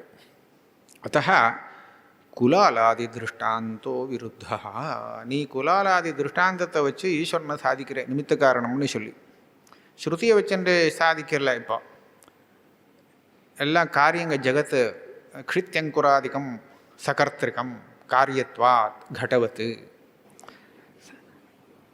க்ஷித்யங்கராதிகளுக்கெல்லாம் கர்த்தா நான் காரியத்தை பட்சமாக வச்சுருந்தாலும் கடவத்துன்னு சொன்னேன். ஆனால் க்ஷித்யங்குராதிகளுக்கு கர்த்தா ஒருத்தன் இருந்தாகணும். சகர்த்திரிகம்னா என்ன? கர்த்தா ஒருத்தர் இருந்தாகணும். எப்படி? ஏன்னா அது காரியம், உற்பத்தியாகக்கூடிய வஸ்துவாக இருக்குது. கடவத்து, கடத்துக்கு எப்படி கர்த்தா குலாலன் இருக்கிறானோ அதே போல் இந்த க்ஷித்யங்குராதிகள்லாம் இருக்கே, பூமி, முளை வருது, பர்வதம், இதெல்லாமே எடுத்துக்கலாம். நம்ம பண்ணாத உலகத்தில் பார்க்கக்கூடிய அத்தனை வஸ்துவையும் எடுத்துக்கலாம். அது எல்லாமே ஒரு கர்த்தாவால் செய்யப்பட்டது அப்படின்னு நீ அனுமானம் பண்ணிக்கிறேன். ஆக இந்த அனுமானத்தில் திருஷ்டாந்தத்தில் குலாலன் எப்படி இருக்கான்? சரீரத்தோடு தான் இருக்கான். சரீரத்தோடு இருந்துன்னு அவெல்லாம் வேலை பண்ண முடியாது இருக்குது. இங்கே எப்படி இல்லையே, அதனால் இவனால் பிரேரணை பண்ண முடியாது. மாயை தானாகவே வேலை செய்யட்டுமே, இவர் பிரேரணை பண்ண முடியல. சரீரம் இல்லாத காரணத்தினால இவரால் அந்த மாயையை, உபாதான காரணமான மாயையை உபயோகப்படுத்த முடியல, பிரேரணை பண்ண முடியல. என்னக்கிட்ட இருந்தால் போகிறது, மாயைக்கே சக்தி இருக்குது, அதுவே வேலை செய்யட்டுமே அப்படின்னு கேட்டால் அப்போ என்ன ஆகும்னா, இதை விட நீ சாங்கிய மதத்துக்கு போயிட்டேன்னு ஆகிட்ட. இதுதான் சாங்கிய மதம். அவன் என்ன சொல்கிறான்? மாயத்தான வேலை மாயேன்னே சொல்ல மாட்டான். அந்த ஸ்தானத்தில் பிரகிருத்தின்னு இருக்கோ இல்லையோ, அந்த பிரகிருதி தானே வேலை செய்கிறது சுதந்திரமாக. அதுக்கு தான் பிரதானம் அப்படின்னு பேர் கொடுத்துருக்கான். அப்போ அந்த மதம் உனக்கு வந்தாச்சு. நீ அந்த மதம் விடப்படாதுன்னு சொல்லி அதை காட்டிலும் வித்தியாசமாக நான் ஒத்துன்ருக்கேன்னு சொல்லி, அதனால தான் ஈஸ்வரன் நிமித்த காரணமாக நான் ஒத்துன்ருக்கேன், அவனுக்கு அதீனமாக மாயையை வச்சுருக்கேன், அவன் சங்கல்பப்படி, ஈஸ்வரனுடைய சங்கல்பப்படி மாயை வேலை செய்கிறது அப்படின்லாம் ஆரம்பித்தாரோ இல்லையோ. இப்போ எல்லாம் போயிடுத்து. ஏன்னா பிரதான மாதிரி அந்த பிரகிருதி தானே சுதந்திரமாக வேலை செய்கிறது அப்படின்னு சொல்லிவிட்டா அப்போ சாங்கிய மதமே விடுமே. அனதிஷ்டானே மாயாயாக ஈஸ்வரஸ்ய அனங்கீகாராத் சாங்கிய மதமேவ யுக்தம். இங்கே எப்படின்னா, மாயா ஈஸ்வரன் மாயையை அதிஷ்டானம் பண்ணவில்லை, பிரேரணம் செய்யவில்லையானால் மதத்தை விட ஈஸ்வரனை அங்கீகாரம் பண்ணாத அந்த சாங்கிய மதம் இருக்கே அதுவே தேவையில்லைன்னுட்டார். ஏன் அப்படின்னு கேட்டால், ஈஸ்வரேன பிரயோஜனாபாவாத். இந்த ஜெகத்தை உற்பத்தி பண்ணால் ஈஸ்வரன் ஒன்றுமே பண்ணலை, அவர் கர்த்தாவும் இல்லை, உபாதானம் இல்லைன்னு ஏன் சொல்லிட்டேன். அப்போ ஜெகத்துக்கும் அவருக்கும் ஒன்றும் சம்பந்தம் இல்லை. அப்போ ஜெகத் காரணமாக இல்லாத அந்த ஈஸ்வரனை நீ எப்படி அனுமானம் பண்ண முடியும்? அவரை ஒத்துன்னு என்ன பிரயோஜனம்? அதுக்கு நீ பேசாமல் உன்னை விட அதுவே தேவலை, சாங்கிய மதம் தேவலை. அத்தः பரமேஸ்வரஸ்ய நிமித்தத்துவம் ந சம்பவதி. கேவல நிமித்தத்துவங்கிறது அது கூட போயிடுத்துன்ட்டார். இது ஒரு தோஷம் சொல்கிறதுக்காக தான் சொல்லியிருக்கார். தன் மதத்தில் நிமித்தத்துவம் இல்லைங்கிற அபிப்பிராயம் இல்லை. இப்போ ஒரு கேள்வி வருது. நீங்கள் என்ன சொன்ன, யுக்திக்கு விரோதமாக இருக்க ஒரு மதம் அப்படின்னு சொல்கிறீங்க. ஆனால் யுக்தி நம்ம பிரத்யக்ஷத்தை அனுசரித்து வரக்கூடியது. ஆஹா, யுக்தி அனுசரித்து நம்ம பார்க்குறச்சே நம்ம சரீரம் இருக்கா இல்லையா, நம்ம சரீரம் நம்ம நினச்சபடி வேலை செய்கிறதா இல்லையா? கை தூக்கணும்னா கை தூக்குறது, கால் ஆட்டணும்னா கால் ஆடுறது இல்லையா? அப்போ என்னாச்சு? யார் பண்ணுறா? இந்த சரீரத்துக்கு பிரேரகனாக உள்ள ஜீவாத்மா இருக்கான். இந்த ஜீவாத்மா இந்த சரீரத்தை விட்டு வேலை செய்வதற்கோ இல்லை தன்னுடைய இந்திரியங்களை உபயோகப்படுத்துவதற்கோ பிரேரணை பண்ணுவதற்கோ அவன் தானே காரணம். அவன் வந்து இன்னொரு சரீரத்தை வச்சுட்டு இருக்கானா? இல்லையோண்ணா. அப்போ சரீரத்தை அவன் வந்து அதிஷ்டானம் பண்ணுறதுக்கு, அதிஷ்டானம்னா பிரேரணம் செய்வதற்கு, தன்னுடைய இந்திரியங்களை பிரேரணம் ஒரு காரியத்தில் பிரவர்த்திக்க வைக்கிறதுக்கு அவனுக்கு இதுதான் அவனுடைய சரீரமே தவிர இதை தவிர்த்து ஒரு சரீரம் கிடையாது. அப்போ வேற ஒரு சரீரம் இல்லாமலே அவன் தன்னுடைய சரீர இந்திரியங்களை எல்லாம் எப்படி பிரேரணை பண்ணுறானோ, ஆனால் அவனுடைய கண்ட்ரோலில் தான் இது இருந்துட்டுருக்கு. நம்ம அந்தந்த ஜீவனுடைய கண்ட்ரோலில் தான் அவனுடைய சரீரம் இந்திரியங்கள்லாம் வேலை பண்ணிட்டு இருக்கு. அவன் நினச்சா பண்ணுறது அப்படி தானே இருக்குது. அப்போ அவனுக்கு இந்த நியமனம் பண்ணுறதுக்கு இன்னொரு சரீரம் ஒன்றும் இல்லை.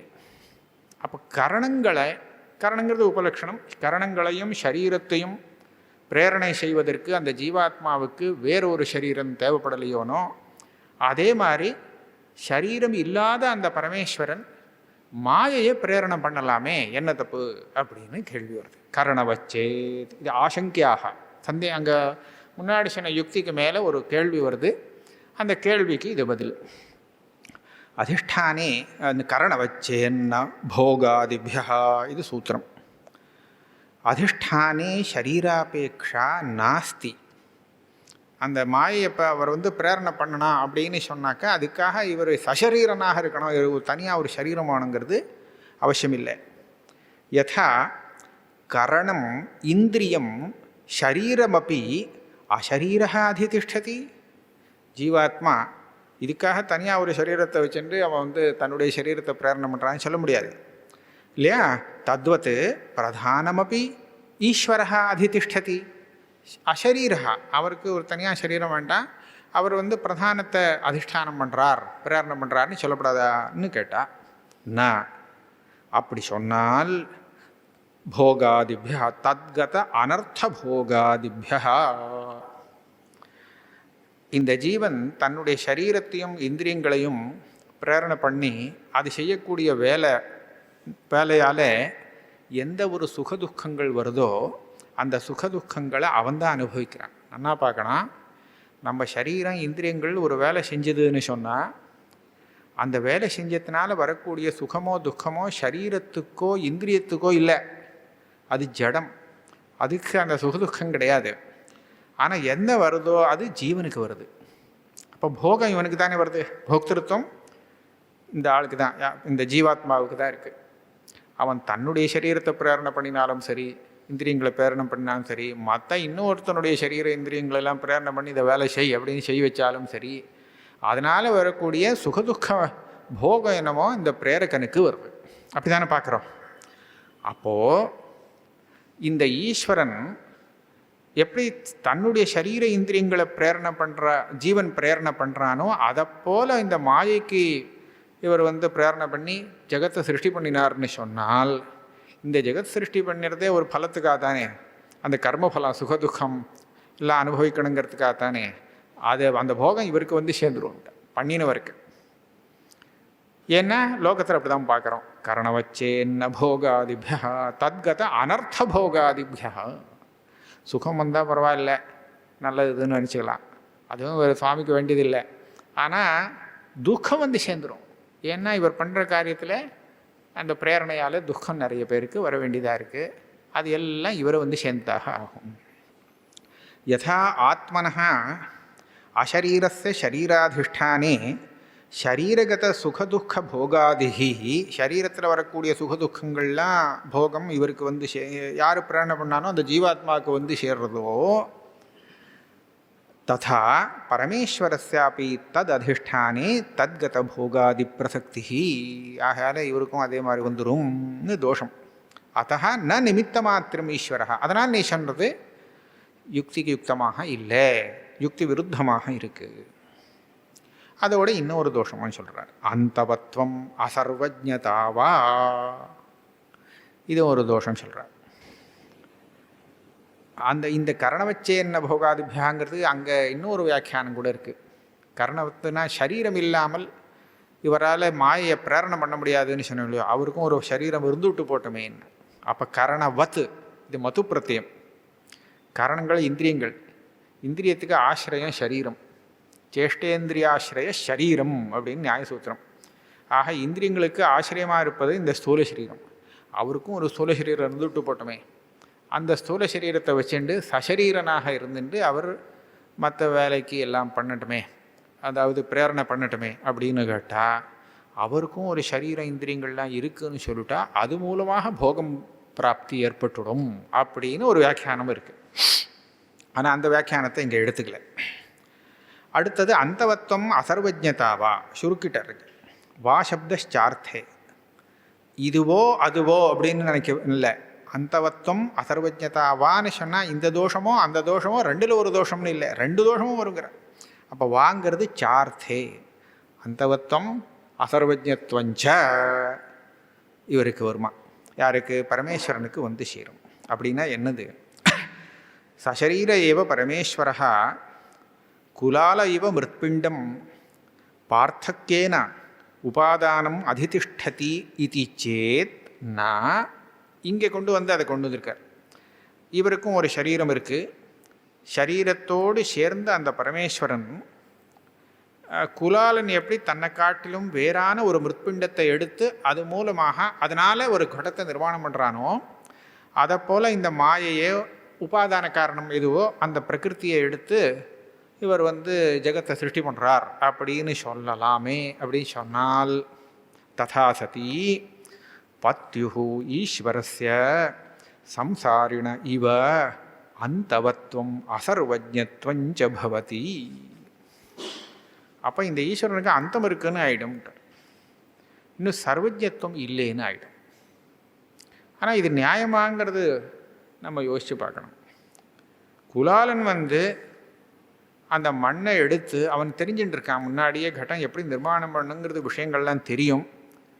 ஆக மண்ணை வச்சு எப்படி கட்டம் பண்ணணும்னு தெரிஞ்சதுனால மண்ணை எடுத்து அவன் பண்ணுறான்.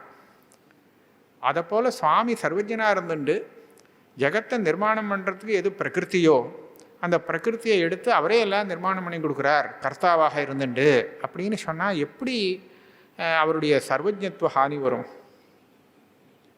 எல்லாம் தெரிஞ்சவர் தானே இந்த மாதிரி பண்ண முடியும் இல்லையா? எந்த உபாதானத்தை வச்சு பிரபஞ்சத்தை நிர்மாணம் பண்ணணுங்கிறது தெரியாமல் அவரால் எப்படி பண்ண முடியும்? ஆக அந்த அசர்வஜத்துவங்கிறது வருமா? அதே மாதிரி அந்தவத்துவம் வருமா? இந்த மாதிரி அவர் சசரீரராக இருந்துண்டு ஒரு உபாதானத்தை எடுத்து பிரபஞ்சத்தை சிருஷ்டி பண்ணறதுனாலே அவருக்கு அந்தம் வந்துடும் அப்படின்னு உண்டா கேட்டால் வரும்னு சொல்லணும். அவர் என்ன நினைக்கிறார்? சரீரம் உள்ளவா அத்தனை பேருக்கும் அந்தம் இருக்குது. எந்த ஜீவனாவது நமக்கு தெரிஞ்ச சசரீரனாக இருக்கிறச்ச நித்திய சரீரத்தோடு இருக்கானான்னு கேட்டால் நமக்கு இல்லை. அதனால தான் ஈஸ்வரனுக்கு சரீரம் இல்லைன்னு சொல்லியிருக்கா. ஆக ஈஸ்வரனும் ஒரு சசரீரனாக இருந்துட்டானே ஆனால் ஜாதசெஹி துருவோ மிருத்யு துருவஞ்சென்ம மிருத்தசேச்ச அப்படிங்கிற ரீதியில் அவருக்கும் அந்த ஜனனம் மரணம் எல்லாம் வந்துவிடும். அதனால் அந்தவத்துவம் வரும்னு ஒரு தோஷம். அது மாத்திரமில்லை, அசர்வஜத்துவம் எப்படி வரும் அப்படின்னு கேட்டால் இந்த போகம் வருதுன்னு சொன்னாரோ இல்லையோ, போகாதிபியான்னு சரீர இந்திரியங்கள்லாம் வச்சுட்டு இருந்தாருன்னா அவருக்கும் அது மூலமாக போகம் வந்துவிடும் அப்படின்னு. போகம் வருதுன்னு சொன்னால் அந்த போகம் வரத்துக்கு தானாக போகம் வரல, அதுக்கு காரணம் வேணும். அந்த காரணம் என்ன அப்படின்னு கேட்டால் இவர் பண்ணின கர்மான்னு சொல்ல வேண்டியிருக்கும். போகம் தானாக வருது இல்லை, இவர் பண்ணின கர்மாவுக்கு தான் அந்த பலபோகம் வருது. அந்த கர்மா எப்படி வந்ததுன்னு சொன்னால் சரீர இந்திரியங்களை வச்சு பண்ணினது தான். எந்த கர்மாவும் சரீர இந்திரியங்கள் காயேன மனசா வாச்சா சொல்கிறோமோ இந்த திரிகரணங்கள்னால பண்ணினது தானே தவிர இதை மூணையும் ஒதுக்கி விட்டுட்டு நம்மளால் ஒன்றும் புண்ணியமும் பண்ண முடியாது, பாவமும் பண்ண முடியாது. ஆக இந்த சரீரத்தை வச்சுட்டு பண்ணினது தான். இப்போ சரீரத்தை வச்சு பண்ணின அந்த கர்மா பண்ணினார்னு சொன்னால் பலத்தை அபேட்சித்து தானே அவர் பண்ணியிருக்காருன்னு சொல்லணும். பலத்தை அபேட்சிக்கும்படியாக அவர் இருக்காருன்னு சொன்னார், அவர்கிட்ட ஏதோ ஒரு விஷயம் குறைபாடு இருக்குதுன்னு தானே ஆகும். இது ஒரு நியமம் என்னென்னா, நம்ம ஏதாவது ஒரு விஷயத்தை ஆசைப்படுறோம்னு சொன்னால் அப்போ நம்மக்கிட்ட அது இல்லைங்கிறதுனால தானே ஆசைப்படுறோம். சித்தே நேச்சா அப்படின்னு சொல்லுவான். சித்தமாக இருந்ததுன்னா அது வேணும்னு ஆசை வராது. ஆசைப்பட்ட விஷயம் கிடைச்ச உடனே அந்த ஆசை அப்பாடா தீர்ந்து போயிடுத்தோ அப்படின்னு தோணும் இல்லையா? அப்போ இவர் ஆசைப்பட்டு இதெல்லாம் பண்ணுறாருன்னு சொல்லும்படியாக இருக்கும். போக்தா, இவர் ஒரு போக்தாவாக இருந்தால் அந்த போகத்துக்கு ஆசைப்பட்டு தான் எல்லாம் பண்ணின்னு இருக்கார் அப்படின்னு. அப்படியானால் அந்த ஆசைங்கிறது இருக்கிறதுனாலே அவர் நித்திய திருப்தராக இருக்க முடியாது. நித்திய திருப்தராக இல்லைங்கிறதுனாலேயே அவரும் ஒரு சம்சாரியாகத்தான் இருக்க வேண்டியிருக்கும். அப்போ இந்த ஜீவாத்மா எப்படி அசர்வஜனோ அதே மாதிரி இவரும் அசர்வஜனாக இருக்க வேண்டியதாக இருக்கும். அந்தவத்துவம், அசர்வஜத்துவம் இது எல்லாமே நம்ம லோகதிருஷ்ட கர்த்தாவை பார்த்து ஈஸ்வரனுக்கும் அதே மாதிரி வந்துடும் அப்படின்னு ஆபாதனம் பண்ணுறோம். ஆக முடிச்சுட்டார் அதிகரணத்தை. போகாதி பிரசக்தேகே பிரதானாதிஷ்டானம் ஈஸ்வரஸ்ய ந சம்பவதி. இந்த ஈஸ்வரன் பிரதானத்தை அதிஷ்டானம் பண்ணி அது மூலமாக பிரபஞ்சத்தை திருப்தி பண்ணுறாருன்னு நீ ஒரு சொல்கிறையே, உன் மதம் சரியில்லை, இவ்வளோ தோஷம் இருக்குன்னு. அப்போ என்ன கேட்டால், நீ இப்படி சொல்கிறையோனோ, நீ இந்த ஆபாதனம் பண்ணினதெல்லாம் தப்பு. ஏன்னா நானும் ஸ்ருதியை ஒத்துண்டு தான் ஈஸ்வர ஸ்வரூபத்தை ஒத்துக்கிறேன். எப்படி ஒத்துக்கிறேன்னு சொன்னால், அனஷ்னன் அந்யோ அபிச்சாக்கசீதி தயோரன்ய பிப்பலம் ஸ்வாத்வத்தி அனஷ்னன் அந்யோ அபிச்சாக்கசீதி. இந்த அனஷ்னன் அப்படிங்கிறது போகம் அவருக்கு கிடையாது, சுகதுக்க போகம் இல்லை அப்படிங்கிறது தெரிவிக்கிறது. ஸ்ருதி சொன்னதை வச்சுண்டு அவருக்கு போகம் இல்லைன்னு சொல்லலாம்.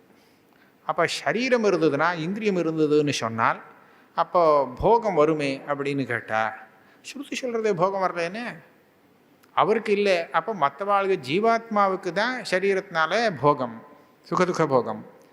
பரமேஸ்வரனுக்கு சரீரத்தினால சுகதுக்க போகம் இல்லை அப்படி தான் ஸ்ருதி சொல்கிறது அப்படின்னு சொல்கிறேனே. அப்போ நீ சொன்ன தோஷம் வராது. அந்தவத்துவம், அசர்வஜத்துவம் இதெல்லாம் வர வேண்டி இல்லை. இவர் ஒரு போக காமனையாக இதெல்லாம் காரியம் பண்ணுறாருங்கிறது இல்லை, நித்திய திருப்தராக தான் இருந்துட்டுருக்கார். அப்போ இந்த ரீதியில் பார்க்குறச்ச ஸ்ருதியை வச்சுண்டு அவருக்கு நீ சொன்ன தோஷம் வராதுன்னு சொல்லிடுவேன் அப்படின்னு ஒரு சமயம் இந்த பூர்வபக்ஷி சொன்னான்னு வச்சுங்க. அப்போ அவர் சொல்கிறார், பிரதானாதிஷ்டாத்ருத்வேபி பரமேஸ்வரஸ்ய அனஷ்னன் அந்யோ அபிச்சாகசீதி இது ஸ்ருதேஹே தத்கத போகாதி பிரசக்திர் நபவதி இது சேத். கேள்வி புரிகிறதோ இல்லையோ? நீ சொல்கிற மாதிரி போகாதி பிரசக்தியே இல்லை, ஸ்ருதி சொல்லியிருக்கு அனஷ்னன் அந்யா அபிச்சாகசீத்தின்னு, அதனால் இந்த தோஷங்கள்லாம் வராது. அப்போ சொன்னார், ததாசதி தர்க்கபலம் அபஹாய ஸ்ருதிரேவ அவலம்பனியா. நீ கடைசியில் ஸ்ருதிக்கு தானே வந்த, இப்போ வெறும் தர்க்கத்தை வச்சுட்டு நீ சொல்லிட்டு வரைச்ச நாம் பாத்திரத்தை வச்சுட்டு தான் அனுமானம் பண்ணியாகணும். பார்க்குறச்ச எப்படி தானே இருக்குது, அப்போ அப்படி தானே இருக்கணும், ஈஸ்வரனுக்கும் அப்படி தானே இருக்கணும் அப்படின்னு நான் கேட்டுட்டே வந்தேன்.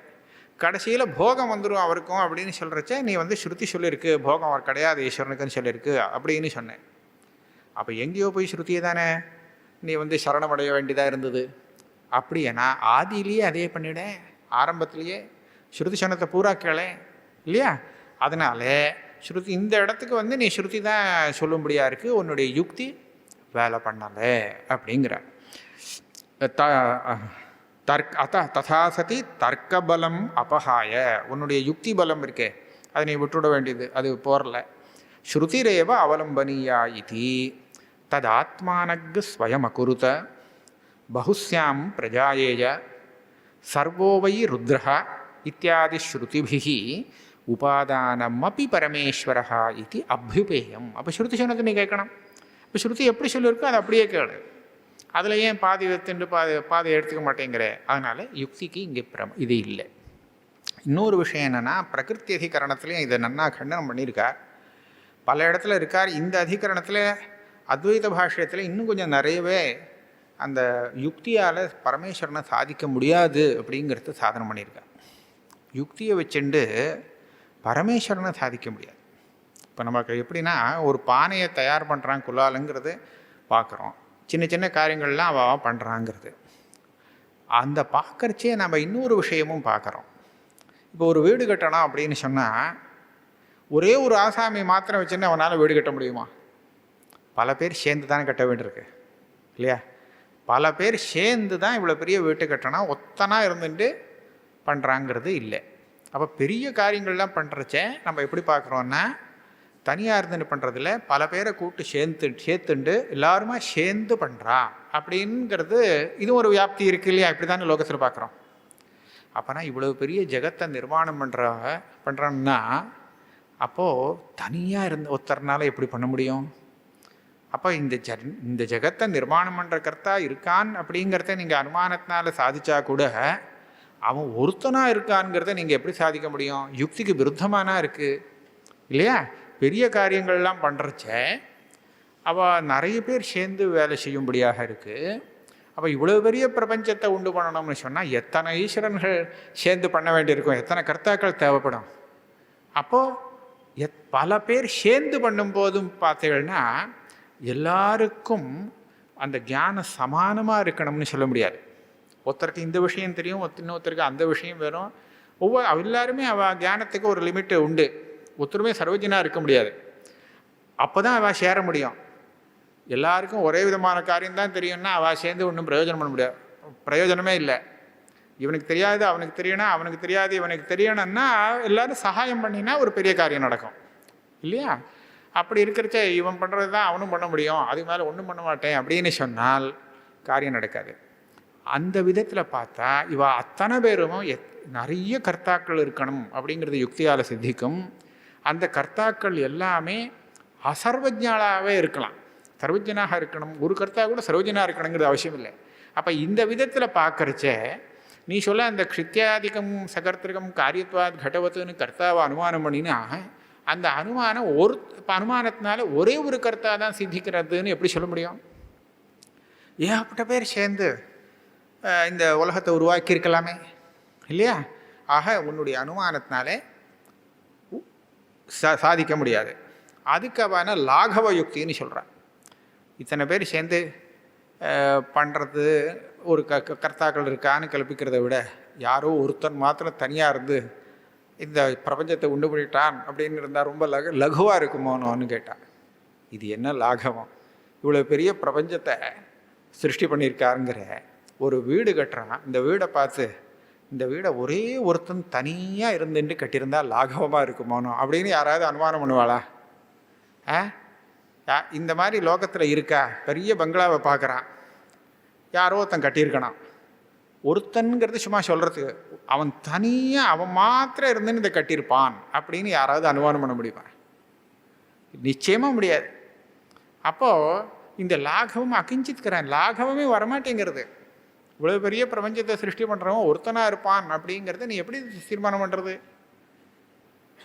முடியவே முடியாது. ஆக அனுமானத்தினால ஈஸ்வரன் சித்திக்க முடியாது. எப்போவுமே அனுமானத்தினாலே ஒரு சாமான்யமாக கர்த்தா இருக்கான்ங்கிறது தான் தெரியுமே தவிர அந்த கர்த்தா சர்வஜனா, ஒருத்தனா, அநேகமா, அவன் சர்வசக்தியும் உள்ளவனா இல்லாதவனா, நித்தியமா அனித்தியமா ஒன்றும் சொல்ல முடியாது.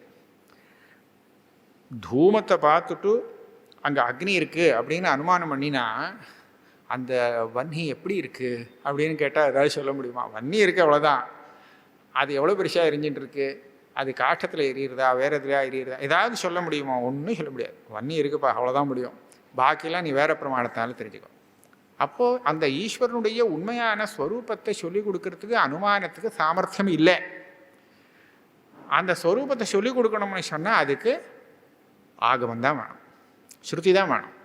அப்போ ஸ்ருதி சொல்லி கொடுத்ததை அப்படியே ஏற்றுக்க வேண்டியது தானே. நீயே அதில் உன்னுடைய யுக்தியை கொண்டு போய் நுழைக்கிற, அதனால இது தப்புன்னு சொல்கிறார்.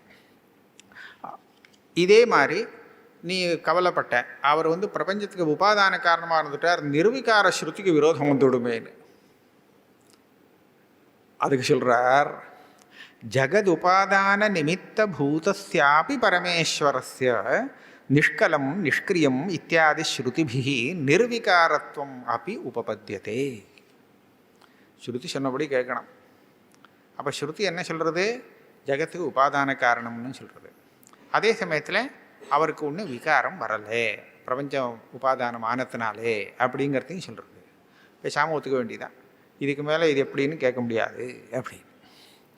அதுதான் அது எப்படிங்கிறத நிரூபணம் பண்ணுறச்சே சக்தி பிரதம சம்பூதா சாந்தியதீத பதோத்தரா தத்தோ மாயா தத்தோ வியக்தம் சிவா சக்தி மத பிரபோஹோ சாந்தியதீத பதம் ஜஜ்ஞே தத சாந்தி பதம் கிரமாத் அப்படின்னு ஆகம வாக்கியங்கள் எடுத்திருக்கார். வாயவிய சம்ஹிதையில் இருக்கிற வாக்கியம்னு எடுத்திருக்கார். இந்த வாக்கியத்தை எதுக்காக எடுத்தார்னு சொன்னால், சிவாத் பஞ்சமி இங்கே போட்டிருக்கார். சிவாத் ஜஜ்ஞே, இது எல்லாமே ஷட்திரிம்சத் தத்துவங்கள் எல்லாமே அந்த சிவனிடத்திலேருந்து வந்தது, உற்பத்தியானது. இந்த சிவாத்னு பஞ்சமி இருக்கே, அபாதான பஞ்சமி, இது ஜனிகர்த்து பிரகிருதி அப்படிங்கிற சூத்திரத்தினால அபாதான சம்ஜம் வந்த பஞ்சமி. அங்கே பிரகிருதி அப்படிங்கிற பதத்துக்கு உபாதான காரணம்னு தான் அர்த்தமாக. அந்த சூத்திரத்தில் உபாதான காரணம் அப்படின்னு வச்சுட்டு தான் அர்த்தம் எடுத்துக்கணும், வெறும் காரணம் இல்லை. அது அப்படி ஒரு வியாக்கியானம் இருக்குது, அது வேறு, அது இங்கே இவர் எடுத்துக்கல. ஆக ஜனிகர்த்து பிரகிருதிங்கிறதுக்கு பிரகிருதி பதம் உபாதான காரணம். பிரகிருதி அப்படின்னு சொன்னாலே உபாதான காரணம் தான். மற்ற இடத்துலையும் நம்ம பார்க்கலாம். பிரகிருதி விகிருதி பாவகா சொல்கிறச்ச இந்த யூபாயதாரு யூபதாருன்னு வருது இல்லையோ, இந்த சதுர்த்தி தத்புருஷ சமாசம் வருது. அங்கே ததர்த்த அப்படின்னு சொல்கிறச்ச அதுக்காக எது இருக்கோ, அதை யூபத்துக்காக கொண்டு வரப்பட்ட அந்த காஷ்டம் அப்படின்னு சொன்னால், யூபத்துக்காக கொண்டு வந்தது எதுவோ தத்வாச்சக சப்தத்துக்கும் அதனுடைய என்ன பிரயோஜனமோ அந்த பிரயோஜனவாச்சக சப்தத்துக்கும் சதுர்த்தி சமாசம் வரும். யூபாயதாரு யூபதாரு. ஆனால் இந்த சமாசம் எந்த மாதிரி இடத்துல வரும்னு சொன்னால், அந்த ரெண்டு பதார்த்தங்களுக்கும் மத்தியில் பிரகிருதி விகாரபாவம் இருக்கணும். பிரகிருத்தினா உபாதானம்னு அர்த்தம். இந்த இடத்துல பிரகிருதி சப்தத்துக்கு உபாதான காரணம். அந்த காஷ்டம் யூபமன்றத்துக்காக கொண்டு வந்த காஷ்டம்னா அது யூபத்துக்கு உபாதான காரணமாக இருக்கும். அப்போ தான் யூபதாருன்னு சொல்லணும். ரந்தனாய ஸ்தாலி, பாக்காய ஸ்தாலி, இது எதுக்காக இந்த பாத்திரம் வச்சுருக்குன்னா சமையல் பண்ணுறதுக்காக அப்படின்னு சொன்னால் இந்த இடத்துல வராதுன்னு சொல்லியிருக்கா. அப்போ பிரகிருத்தின்னு சொன்னால் உபாதான காரணம். இந்த உபாதான காரணத்தை சொல்லக்கூடிய அந்த சூத்திரத்தினாலே அபாதான சம்ஜை பஞ்சமி வந்ததுனாலே சிவாத்துங்கிற இந்த பஞ்சமியை வச்சு அவர் உபாதான காரணம்னு தெரியறதுன்னு சொன்னார். ஆனால் இது போரலை. இவர் நிமித்த காரணமாக இருந்தாலும் கூட சிவாத்துன்னு பஞ்சமி பிரயோகம் இருக்குது. அந்த மாதிரி பல பிரயோகங்கள் நம்ம புத்திராத் பிரமோதோ ஜாயத்தே அப்படின்னு சொல்கிறான். புத்திராத் மம பிரமோதோ ஜாத்தகா அப்படின்னு சொன்னாக்கா புத்திரன் உபாதான காரணமாக, பிரமோதா மமகரு ஜாத்தகா, எனக்குன்னா பிரமோதம் வந்திருக்கு, அது புத்திரன்கிட்டேருந்து வந்திருக்குன்னு சொல்கிறச்சே. புத்திரன் காரணம்னு சொல்கிறச்சே நிமித்த காரணத்துக்கும் பஞ்சமி வரலாம் அப்படின்னு சொன்னால் அப்போ வேற ஒன்று சொல்கிறார்.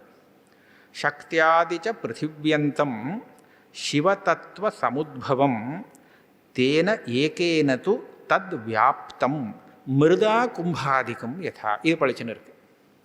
மிருதா கும்பாதிக்கம், மிருத்துனாலே மண்ணால் செய்யப்பட்ட அந்த பாண்டங்கள் இருக்கே, அது எல்லாமே மண்ணால் வியாபிக்கப்பட்டதாக எப்படி இருக்கோ அதைப்போல் சிவன்னாலே இந்த எல்லாமே சிவதத்துவ சமுத்பவம், அதனேந்து வந்த காரியங்கள் அத்தனையும் வியாபிக்கப்பட்டிருக்கு அப்படின்னு இங்கே சொல்கிறது. இப்போ தெரியறதா இல்லையா இது உபாதான காரணம்னு? வெறும் நிமித்த காரணமாக இருந்தால் இது முடியாது. இந்த மாதிரிலாம் சொல்லி ஆகம பிராமாண்யாச்ச பரமேஸ்வரஸ்ய ஜெகதுபய காரணத்துவம் இது அனவத்தியம்னு. அதனாலே ஜகத்துக்கு ஈஸ்வரன் ரெண்டு விதமான காரணமாகவும் இருக்காருன்னு ஆகமேஷனத்தை அப்படியே கேட்டுக்க வேண்டியது, இதில் ஒன்றும் மாற்ற முடியாது அப்படின்னு சொல்லி நீ சொன்னது தப்புன்னு சொல்லிட்டேன். இப்போ இந்த அதிகரணத்தில் யாரை கண்டிச்சிருக்கார் அப்படிங்கிற விஷயத்தில் சில வியாக்கியா பேதங்கள் இருக்குது. அந்த வியாக்கியானத்தில் பிராச்சீன ஆச்சாரியால் எப்படி வியாக்கியானம் பண்ணுறான்னு சொன்னால், சிவாகம ஏகதேசே சிவஸ்ய பரபிரம்மணா கேவல நிமித்தத்துவம் உபபாதித்தம் தத் பரிகாரார்த்தம் இதம் அதிகரணம் இது பூர்வாச்சாரியானாம் வியாக்கியா. சிவாகமங்கள்லேயே சில ஆகமங்களில் சிவன் பிரபஞ்சத்துக்கு வெறும் நிமித்த காரணம் அப்படின்னு சொல்லப்பட்டிருக்கு. இப்போ எந்த ஆகமங்கிறது எனக்கு தெரியாது. ஆனால் இதுக்கு முன்னாடி உள்ள கிரந்தங்களில் கேவல நிமித்த காரணம்னு பாசுபத்தாள் சொல்கிறா அப்படின்னு அனுவாதம் பண்ணி அதை கண்டனம் பண்ணியிருக்கு. அப்படி தான் சொல்லியிருக்கு. அப்போ இதுலேருந்து என்ன தெரியுறதுன்னு கேட்டால், சில சிவாகம ஏகதேசே, சிவாகமங்களுக்குள்ளேயே பல விதங்களில் ஒரு சில ஆகமங்களில் சிவன ஜகத்துக்கு வெறும் நிமித்த காரணம் மாத்திரமாக சொல்லப்பட்டதாகவும் இருக்குது. உபபாதித்தம் தத் பரிகாரார்த்தம் இதம் அதிகரணம் அப்படின்னு இதுக்கு முன்னாடி உள்ள ஆச்சாரியர்கள்லாம் வியாக்கியானம் பண்ணலாம். அது எல்லாமே ஸ்ரீகண்ட மதமாகவே இருக்கணும்னு அவசியம் இல்லைன்னு எனக்கு தோன்றுறது. ஏன்னா சங்கரனும் அப்படி தான் வியாக்கியானம் பண்ணியிருக்கார். மாஹேஸ்வர அஸ்து அப்படின்னு சொல்லி அவள் இந்த மாதிரி சொல்கிறா. வெறும் ஈஸ்வரா நிமித்த காரணம், பசுபதி நிமித்த காரணம்னு சொல்கிறாருன்னு அனுவாதம் பண்ணியிருக்கார். இப்போ இந்த மாதிரி பிராச்சீன வியாக்கியானங்கள் இருக்குது. ஆனால் எனக்கு என்ன தோன்றதுன்னு இந்த பாஷைக்காரர் சொல்ல தன்னுடைய மதத்தை வயந்து வேத சிவாகமயோகோ பேதம் ந பசியாமஹா. வேதத்துக்கும் சிவாகமத்துக்கும் அர்த்தத்தில் பேதம் வராது அப்படிங்கிறார். வேதமும் சிவாகமமும் ஏன் அர்த்தத்தில் பேதம் வராதுன்னு சொன்னால், இது ரெண்டும் ஒரே இடத்துலேருந்து வந்திருக்கு. வேதமும் அந்த சிவங்கிட்டேருந்து வந்திருக்கு, ஆகமமும் அவர்கிட்டேருந்தே வந்திருக்கு. ஆக விருத்தமாக உபதேசம் பண்ண முடியாது ஒருத்தர்னால. இது வேறு இடத்துலையும் வந்து அது வேறு இடத்துலையும் வந்து இது பண்ணின்னு இந்த கர்த்தா வேறு அந்த கர்த்தா வேறேன்றதா இவர் ஒரு தினசா சொல்லுவார், அவர் ஒரு தினசா சொல்கிறாருன்னு இருக்கலாம். ஒரே இவர் தான் ஒரே கர்த்தா தான் பண்ணியிருக்காருங்கிறதுனால சிவாகமத்துக்கும் இந்த வேதத்துக்கும் அர்த்த வித்தியாசம் வரப்படாது. வரா மாதிரி தெரிஞ்சால் அது வியாக்கியாத்தாவுடைய தோஷமே தவிர ஆகமத்துடைய தோஷம் இல்லை அப்படின்னு இவர் நினைக்கிறார். என்ன சொல்கிறார், வயந்து வேத சிவாகமயோகோ பேதம் ந பசியாமஹா. எப்படி வேதேபி சிவாகம இது விவகாரோ யுக்தா. வேதத்தை ஆகமன்னு சொல்கிறோமோ அது சிவாகமஹான்னு சொல்லலாமா வேதத்தையும்? ஏன் தஸ்ய தற்கர்த்திருக்கத்வா. அது வேதத்தை சாஸ்திரயோனித்வாத்ங்கிற அதிகரணத்தில் ஈஸ்வரகர்த்திருக்கமாக சொல்லிட்டா. அத்த சிவாகமோத் விவிதா. சிவாகமத்தை ரெண்டு விதம்னு சொல்லலாம். எப்படி ரெண்டு விதம் பிரிக்கிறது? திரைவர்ணிக விஷய சர்வ விஷயச்சேதி. வேதம்ங்கிற சிவாகமம் அதுவும் ஆகமந்தான். அது வந்து திரைவர்ணிகாலுக்கு மாத்திரம். மற்றது சர்வ விஷய எல்லாருக்கும் பொதுவானது. வேதா திரைவர்ணிக விஷய சர்வ விஷயச்ச அந்யஹா உபயோகோ ஏக ஏவ சிவः கர்த்தா. அதுக்கு என்ன பிரமாணம்னு கேட்டால், ஈசான சர்வ வித்யானாம் ஸ்ருதி அஸ்ய மகத்தோபூதஸ்ய நிஸ்வசிதம் இத்தியாதி ஸ்ருத்யா. இந்த ஸ்ருதி வந்து ஈஸ்வரனை தான் சர்வ வேதத்துக்கும் கர்த்தாவாக சொல்கிறது. அஷ்டாதசானாம் ஏதாசாம் வித்யானாம் பின்னவர்த்மனாம் ஆதிகர்த்தா கவி சாட்சாத் சூலபாணி இது ஸ்ருதி அப்படின்னு ஸ்மிருதி. இந்த ஸ்மிருதி என்ன சொல்கிறது? இந்த எல்லா வித்தியைகள் ஆகமாகமாக எல்லாமே அதுக்குள்ளே வந்துடுத்து. இது எல்லாத்தையும் அவர் தான் பண்ணினார்னு சொல்கிறது சூலபாணி. அப்போ என்னாச்சு?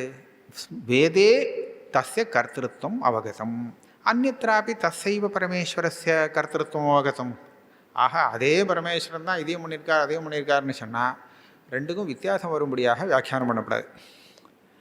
அதனாலே அத்தா கர்த்திரு சாமானியாத் உபயமப்பி ஏகார்த்த பரம் பிரமாணமேவ. ஆக இது ரெண்டுமே பிரமாணம், ஒரே விஷயத்தை சொல்கிறதாக வச்சுக்கணும்.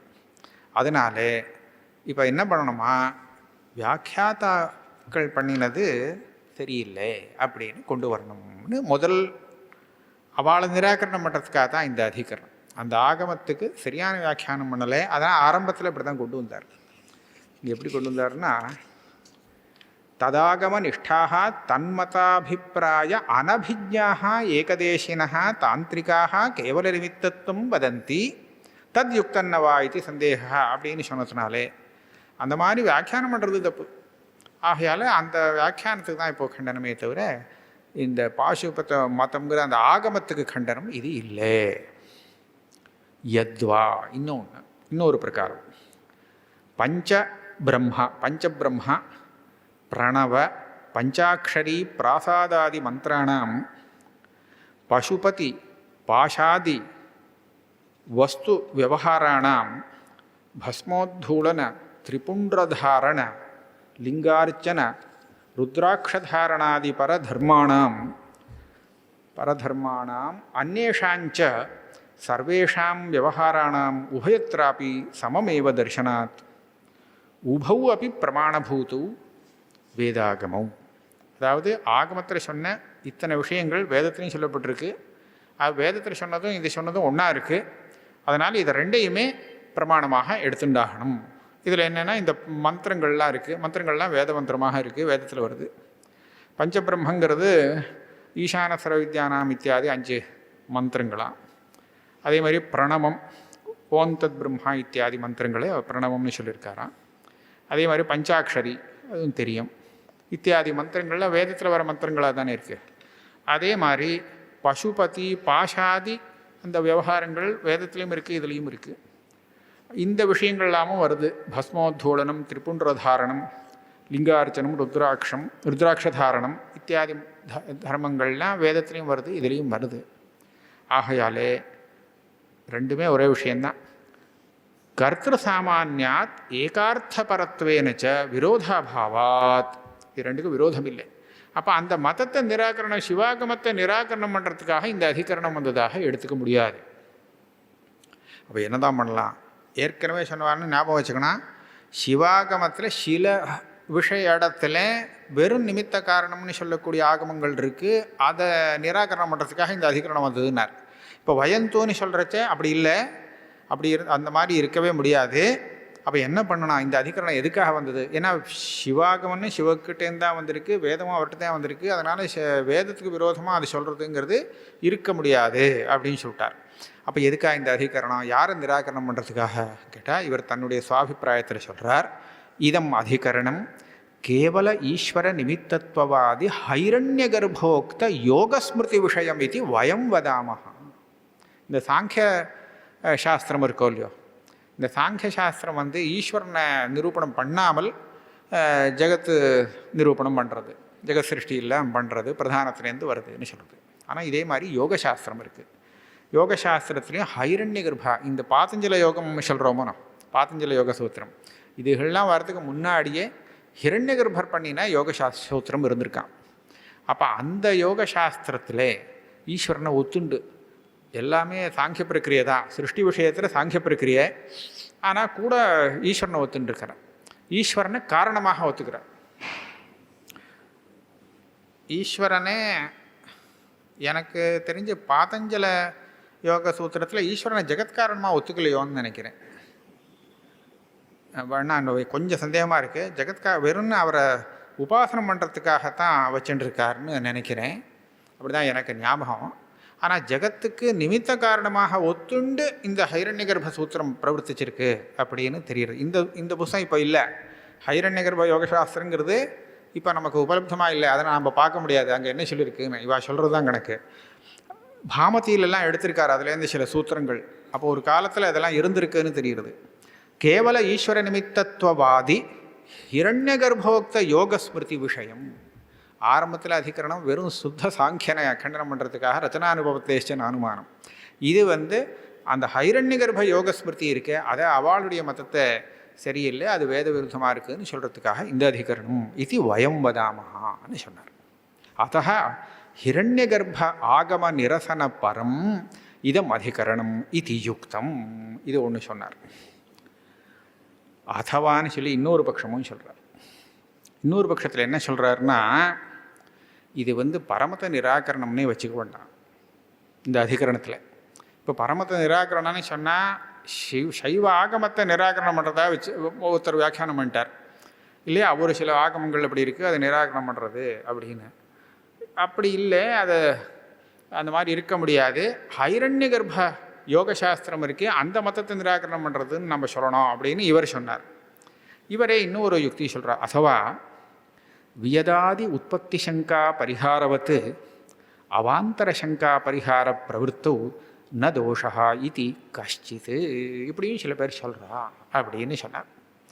எப்படின்னா, மேலே நவியத ஸ்ருதேன்னா வரப்போகிறது. இந்த ஆகாசத்துக்கு உற்பத்தி உண்டா இல்லையா அப்படின்னு ஒரு சந்தேகம் பண்ணி, அந்த சந்தேகத்துக்கு உற்பத்தி உண்டு அப்படின்லாம் சொல்லணும்னு நிரூபணம் பண்ண போகிறார்.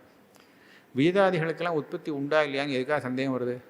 அதான் வேதாந்தம் தானே நேராக சொல்லியிருக்கே, ஆத்மனா ஆகாஷ சம்பூதா அப்படின்னு சொல்கிறச்சே, அது உற்பத்தி உண்டா இல்லையான்னு எப்படி சந்தேகம் வர முடியும்? வேதாந்த விசாரம் தானே இது. அப்போ இதில் போய் எதுக்காக அந்த மாதிரி ஒரு அதிகரணங்களாக பண்ணுறார்? ஒவ்வொரு பூதத்துக்கும் தனித்தனியாக அதிகரணம் பண்ணியிருக்கார். ஆகாசத்துக்கு ஒரு அதிகரணம், வாயுக்கு அதிகரணம், தேஜஸுக்கு அதிகரணம், ஜலத்துக்கு அதிகரணம், பிருத்திவிக்கு அதிகரணம், இப்படி இதெல்லாம் உற்பத்தி உண்டா இல்லையான்லாம் விசாரம். இது எதுக்காக தேவையில்லாமா அப்படின்னு கேட்டால் ஆசங்காந்தர நிராசார்த்தம். இந்த சங்கை வருது. அந்த ஸ்ருதி தாத்பரியத்தை நிர்ணயம் பண்ணணும். நிஜமாவே அது ஆகாசத்துக்கு உற்பத்தி சொல்லக்கூடிய ஸ்ருதி தானா? ஸ்ருதியிலேயே இன்னொரு இடத்துல ஆகாசம் அமிர்தம் அப்படின்னு சொல்லியிருக்கே, அதுக்கு நித்தியத்துவம் சொல்லப்பட்டிருக்கே. 2 ஸ்ருதிக்கும் விரோதம் வருதே. அப்போ எந்த ஸ்ருதிக்கு நாம் பிராமாண்யம் கொடுக்கலாம், எதை கவுனமாகவும் எதை முக்கியமாகவும் எடுத்துக்கிறது அப்படின்னு சந்தேகம் வருது. அதனால் ஆகாசத்துக்கு உற்பத்தி உண்டா இல்லையான்னு சொன்னால் நேர அந்த விசாரம் பண்ணலை. அந்த ஸ்ருதிக்கு எப்படி விசாரம் வருதோ அந்த மாதிரி அவாந்தரமான சங்கா பரிகாரம் இந்த ஆகமத்தில் இப்படி சொல்லியிருக்கே, இப்படித்தான் இதுக்கு அர்த்தமா, இதை அனுசரித்து அதை வச்சுக்கணுமா, அதை அனுசரித்து இதை வச்சுக்கணுமாங்கிற அந்த விசாரம் இருக்கே, அந்த விசார மாதிரி இந்த விசாரத்தை இங்கே வச்சு விடலாம். ஆக எந்த மதத்தையும் அப்பிரமாணம் சொல்ல வேண்டாம். இதை அனுசரித்து இதுக்கும் அப்படி தான் தாற்பயம். அதனால தான் ஆரம்பத்தில் எப்படி சொன்னார்னா, அந்த வியாக்கியாத்திரு மதம் தான் நம்ம நிராகரணம் பண்ணுறோம், ஆகம மதத்தை நிராகரணம் பண்ணலே, ஆகமத்துக்கும் இதே தாற்பயம்தான் அப்படின்னு கொண்டு போனான். சர்வதா ஆக 3 விதமாக இந்த பாசுபதாதிகரணத்துக்கு ஒரு பிரயோஜனம் இருக்குங்கிறது சொன்னார். எப்படி இருந்தாலும் நமக்கு இஷ்டசித்தி ந கேவலம் ஈஸ்வரா நிமித்தம் இது அஸ்மாக்கம் ராத்தாந்த. அதனால் ஈஸ்வரன் ஜெகத்துக்கு வெறும் நிமித்த காரணம் மட்டும்தான் அப்படிங்கிறது இல்லை, அப்படிங்கிற சித்தாந்தம் சரியில்லை. உபாதான காரணமும் அப்படின்னு சேர்த்து சொன்னால் அது சரி அப்படிங்கிறது சித்தாந்தம்னு சொல்லிட்டார். நீங்கள் சில சந்தேகங்கள் கேட்டீங்களோ இல்லையோ, அது அனுமானத்தினால ஈஸ்வரன் சித்திக்காதுங்கிற விஷயத்த சொல்லிட்டேன். பாக்கி எனக்கு கொஞ்சம் மறந்து போச்சு. வேறு என்ன கேட்டேன்? சில கேள்விகளுக்கு பதில் சொல்லணும். நான் வந்துடுதா?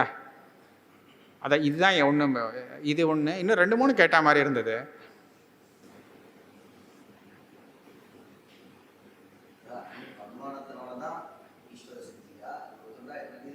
இது இந்த விஷயம் வந்துடுத்தோம்.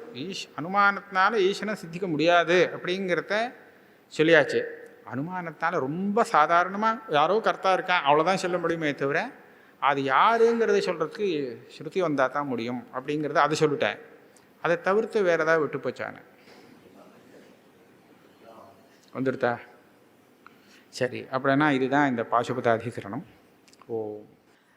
இவ்வளவு நேரம் இந்த பாசுபதாதிகரணம், இந்த பாசுபதாதிகரணத்தில் சாங்கர பாஷ்யத்துக்கும் இதுக்கும் என்ன வித்தியாசம் அப்படின்றதையும் நம்ம அப்பப்போ சொல்லிட்டார். ஆரம்பத்திலேருந்து பாசுபதாதிகரணம்ன்ற பேர் எப்படி வந்ததுன்னுலேருந்து ஆரம்பித்து சொன்னார். நிறைய விஷயம் தெரிஞ்சுட்டோம். முதல்ல பத்தியுர சாமஞ்சஸ்யாத் இருக்கிறதுனால அந்த பேர் யார் கொடுத்தா அப்படின்னு தெரியலன்னு ஆரம்பித்தார். பத்தியுர சாமஞ்சஸ்யாத் இருக்கிறதுனால அதில் பதி சப்தம் இருக்கிறதுனால அதை வச்சுட்டு பாசுபதாதிகரணம் அப்படின்னு வரலான்னு சொன்னார்.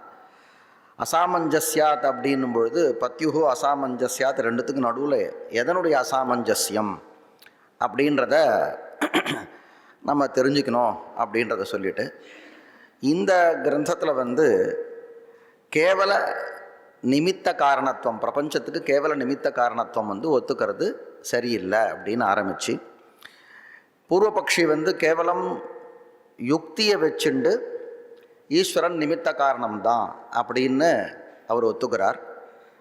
பார்க்கக்கூடிய திருஷ்டாந்தங்களில் கர்த்தா நமக்கு உபாதான காரணமாக லோகத்தில் கிடைக்கிறதே இல்லை. அதுக்கு நிறைய உதாரணம் கொடுத்தார். அப்படின்னா கர்த்தா கேவல நிமித்தமாக தான் இருக்கார் அப்படின்னா ஈஸ்வரனும் கேவல நிமித்தமாக தான் இருக்கணும் அப்படின்றத நிரூபணம் பண்ணிட்டு, அப்படி ஈஸ்வரன் கேவலம் நிமித்தமாக லௌகிக திருஷ்டாந்தம் மாதிரியே யுக்தி மாதிரியே இருந்ததுன்னா என்னென்ன தோஷங்கள்லாம் வரும் அப்படின்றத சொல்லி, அந்த திருஷ்டாந்தங்கள் அவனுக்கு சரீரம் இருக்குது, அப்போ ஈஸ்வரனுக்கும் நீ சரீரம் ஒத்துக்க போறியா அப்படின்றத கேட்டுன்ட்டு, அப்புறம் சரீரம் இன்னொரு திருஷ்டாந்தம் எடுத்து சரீரம் இல்லாதவா கூட அதிஷ்டானம்ன்ற சப்தத்துக்கு நாம் பிரேரணம் அப்படின்னு அர்த்தம் பண்ணிக்கணும் அப்படின்றத நிறைய சுவாரஸ்யமான விஷயங்கள், சூக்ஷ்மமான. ஏன்னா நாம் அதிஷ்டானம்ன்ற சப்தம் கேட்ட உடனேவே ஆதாரம்னு தான் மனசு போகும். அப்படி அந்த இடத்துல சப்தம் அங்கே ஒத்து வராதுன்னு சொல்லிட்டு அதிஷ்டானம்னா பிரேரணம்னு அர்த்தம் வச்சுக்கணும் அப்படின்றத நிறைய நமக்கு சொன்னார். அப்படி இந்த சரீரம்தான் நமக்கு பிரேரகமாக, சசரீரியாக யார் இருக்கார் தான் அவர் தான் பிரேரகமாக இருக்கணுமா அப்படின்னா அப்படி இல்லைன்னு இன்னொரு திருஷ்டாந்தம் கொடுத்து, ஆத்மா அசரீரமாக இருந்தாலும் கூட இந்த சரீரத்தை கரணம்ன்ற சப்தத்தினால இந்திரியாதிகளையும் வாங்கிக்கணும், சரீரத்தையும் வாங்கிக்கணும் அப்படின்ற அந்த விஷயத்தை சொல்லி, அதுக்கு பிரேரகமாக எப்படி அசரீரமாக இருக்கக்கூடிய ஆத்மா இருக்கோ அது மாதிரி வரலாமே அப்படின்னு கேட்டுட்டு, திருப்பி இந்த இடத்துல ஆத்மாவுக்கு கரணப்பிரயுக்தமான சரீரப்பிரயுக்தமான தோஷங்கள்லாம் வர்றது அப்படின்றத சொல்லி, சுகதுக்காதிகள்லாம் ஆத்மாவுக்கு வர்ற மாதிரி ஈஸ்வரனுக்கும் சுகதுக்காதிகள்லாம் வரும் அப்படின்றத நீ ஒத்துக்கிறியா அப்படின்னு அவனை கேள்வி கேட்டு, அந்த இடம் வரும்பொழுது அவன் உடனே என்ன பண்ணா, ஸ்ருதிக்கு பாயறான். இல்லை ஸ்ருதி பிரமாணமாக இருக்கிறதுனால ஈஸ்வரனுக்கு இதெல்லாம் வராது அப்படின்னா, அதே ஸ்ருதியை பிரமாணமாக வச்சுட்டு ஈஸ்வரன் தான் உபயகாரணம்ன்றதை நீ ஒத்துண்டுலாமே அப்படின்னு அவனை அந்த பள்ளத்தில் கொண்டு வந்து கரெக்டாக அவனை மாட்ட விடுற மாதிரி அந்த அதிகரணம் எப்படி அமைஞ்சிருக்கு அப்படின்றது நமக்கு நிறைய சொன்னார். அதே மாதிரி அங்கங்கே இருக்கக்கூடிய சங்கர பாஷ்யத்துக்கும் இங்கேயும் இருக்கக்கூடிய அந்த வித்தியாசம்லாம் சொல்லி, பின்னாடி வேதம் சைவாகமம் ரெண்டுமே பிரமாணம் தான் அப்படின்றதுக்கான ஒரு 2 ஹேத்து சொன்னார். ரெண்டுமே ஈஸ்வர கர்த்திருக்கமாக இருக்கிறதுனால ரெண்டும் பிரமாணம்னு அது ஒன்று சொன்னார். ரெண்டும் ஏகார்த்த சமானார்த்த பிரதிபாதகமாக இருக்கிறதுனால ரெண்டும் பிரமாணம்னு அப்படி ஒன்று சொன்னார். அல்லது இது வேண்டாம், இதை விட்டுட்டு ரெண்டுத்துலேயும் ஒரே விஷயம் இந்த பஸ்ம தாரணம், பஸ்மோத்தோலனம், திருப்புன்ற தாரணம் இத்தியாதிகள்லாம் ஒன்றா இருக்கிறதுனால ரெண்டும் பிரமாணம் அப்படின்னு வச்சுட்டு, அதனால் ரெண்டுத்துக்கும் விரோதம் வர்றதுக்கு வாய்ப்பு இல்லைன்னு தன்னுடைய மதத்தை சொல்லிருக்கார்.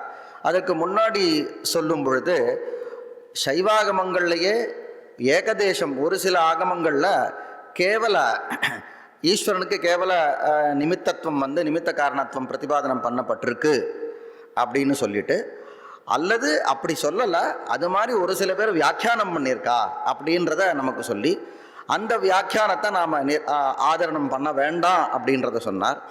அப்புறம் பின்னாடி வேதமும் சிவாகமும் விரோதம் வர்றதுக்கு வாய்ப்பு இல்லைன்றது தன்னுடைய மதம். ஏன் விரோதம் வர்றதுக்கு வாய்ப்பு இல்லைன்றதுக்கு அந்த 2-3 காரணங்கள் சொன்னார்.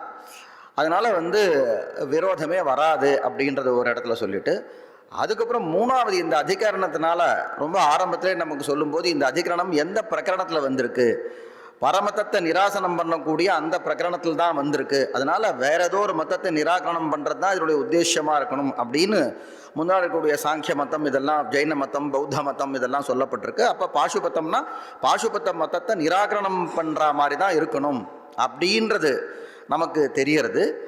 ஆனால் ஆரம்பத்தில் அவர் சொல்லும் பொழுது சாங்கிய மதத்தை நிராகரணம் பண்ணுறது அல்லது ஈஸ்வரனுக்கு கேவல நிமித்தத்துவத்தை நிராகரணம் பண்ணுறது தான் இதனுடைய உத்தேசம்ன்றது ஆரம்பத்தில் பிரதிஜை பண்ணியிருக்காருன்றதையும் நமக்கு சொல்லி, பின்னாடி முடிக்கும் பொழுது இவர் வேற சில மதங்கள், இந்த சிவாகமங்கள்லாம் கூட ஏகதேசம்லாம் கூட விட்டுட்டார், வேற சில யோக மதங்கள், ஹிரண்யகர்ப்ப யோகம் இதெல்லாம் நிராகரணம் பண்ணுறது தான் இதனுடைய உத்தேசம்னு அப்படி சொல்லிட்டு, கடைசியில் முடிக்கும்போது எந்த மதத்தையும் நிராகரணம் பண்ணல. இந்த வேதாதி அதிகரணத்தில் வந்த மாதிரி பிரசங்காத் வந்திருக்கக்கூடிய இந்த ஆசங்கை நிராகரணம், ஆசங்கையை இது பண்ணுறதுக்காக தான் வந்ததே தவிர, மற்றபடி ஒரு குறிப்பிட்ட மதத்தை நிராகரணம் பண்ணுறது இதனுடைய உத்தேசம் இல்லை அப்படின்னு இந்த சுருக்கமான நேரத்தில் இந்த பாசுபதாதிகரணத்தில் கிட்டத்தட்ட அவர் அப்பய தீட்சிதர் என்ன சிவார்க்கமணி தீபிகாவில் சொல்கிறாரோ அது எல்லா விஷயத்தையும் நமக்கு நிறைய பிரமாணங்களோடு கூட இதர சாஸ்திரத்தோடு தோலனம் பண்ணி, மீமாம்சா சாஸ்திர பிரசங்காத் வந்திருக்கக்கூடிய குமாரில பட்டர் சொல்லக்கூடிய விஷயங்கள், சங்கர பாஷ்யத்தில் வந்திருக்கிறது எல்லாத்தையும் நமக்கு தோலனம் பண்ணி ரொம்ப அருமையாக கொடுத்துருக்கார். அதனால் சாஸ்திரிகளுக்கு மனமார்ந்த நமஸ்காரத்தோடு கூடிய தன்யவாதங்களை தெரிவித்துக் கொள்கிறோம். இதேபோல் இந்த அறக்கட்டளையை நிறுவிருக்கக்கூடிய பிள்ளையார்பட்டி விகாச ரத்னா டாக்டர் பிச்சை சிவாச்சாரியார் அவர்களுக்கும் அவரை சார்ந்திருக்கக்கூடிய அவர்கள் மாணவர்களுக்கும் மனமார்ந்த நமஸ்காரங்களை தெரிவித்துக்கொண்டு, நன்றியை தெரிவித்துக்கொண்டு, வந்திருக்கக்கூடிய பெரியவர்களுக்கும் நன்றியை தெரிவித்துக்கொண்டு அவருக்கு இப்பொழுது இந்த மரியாதையானது செய்யப்படுகிறது.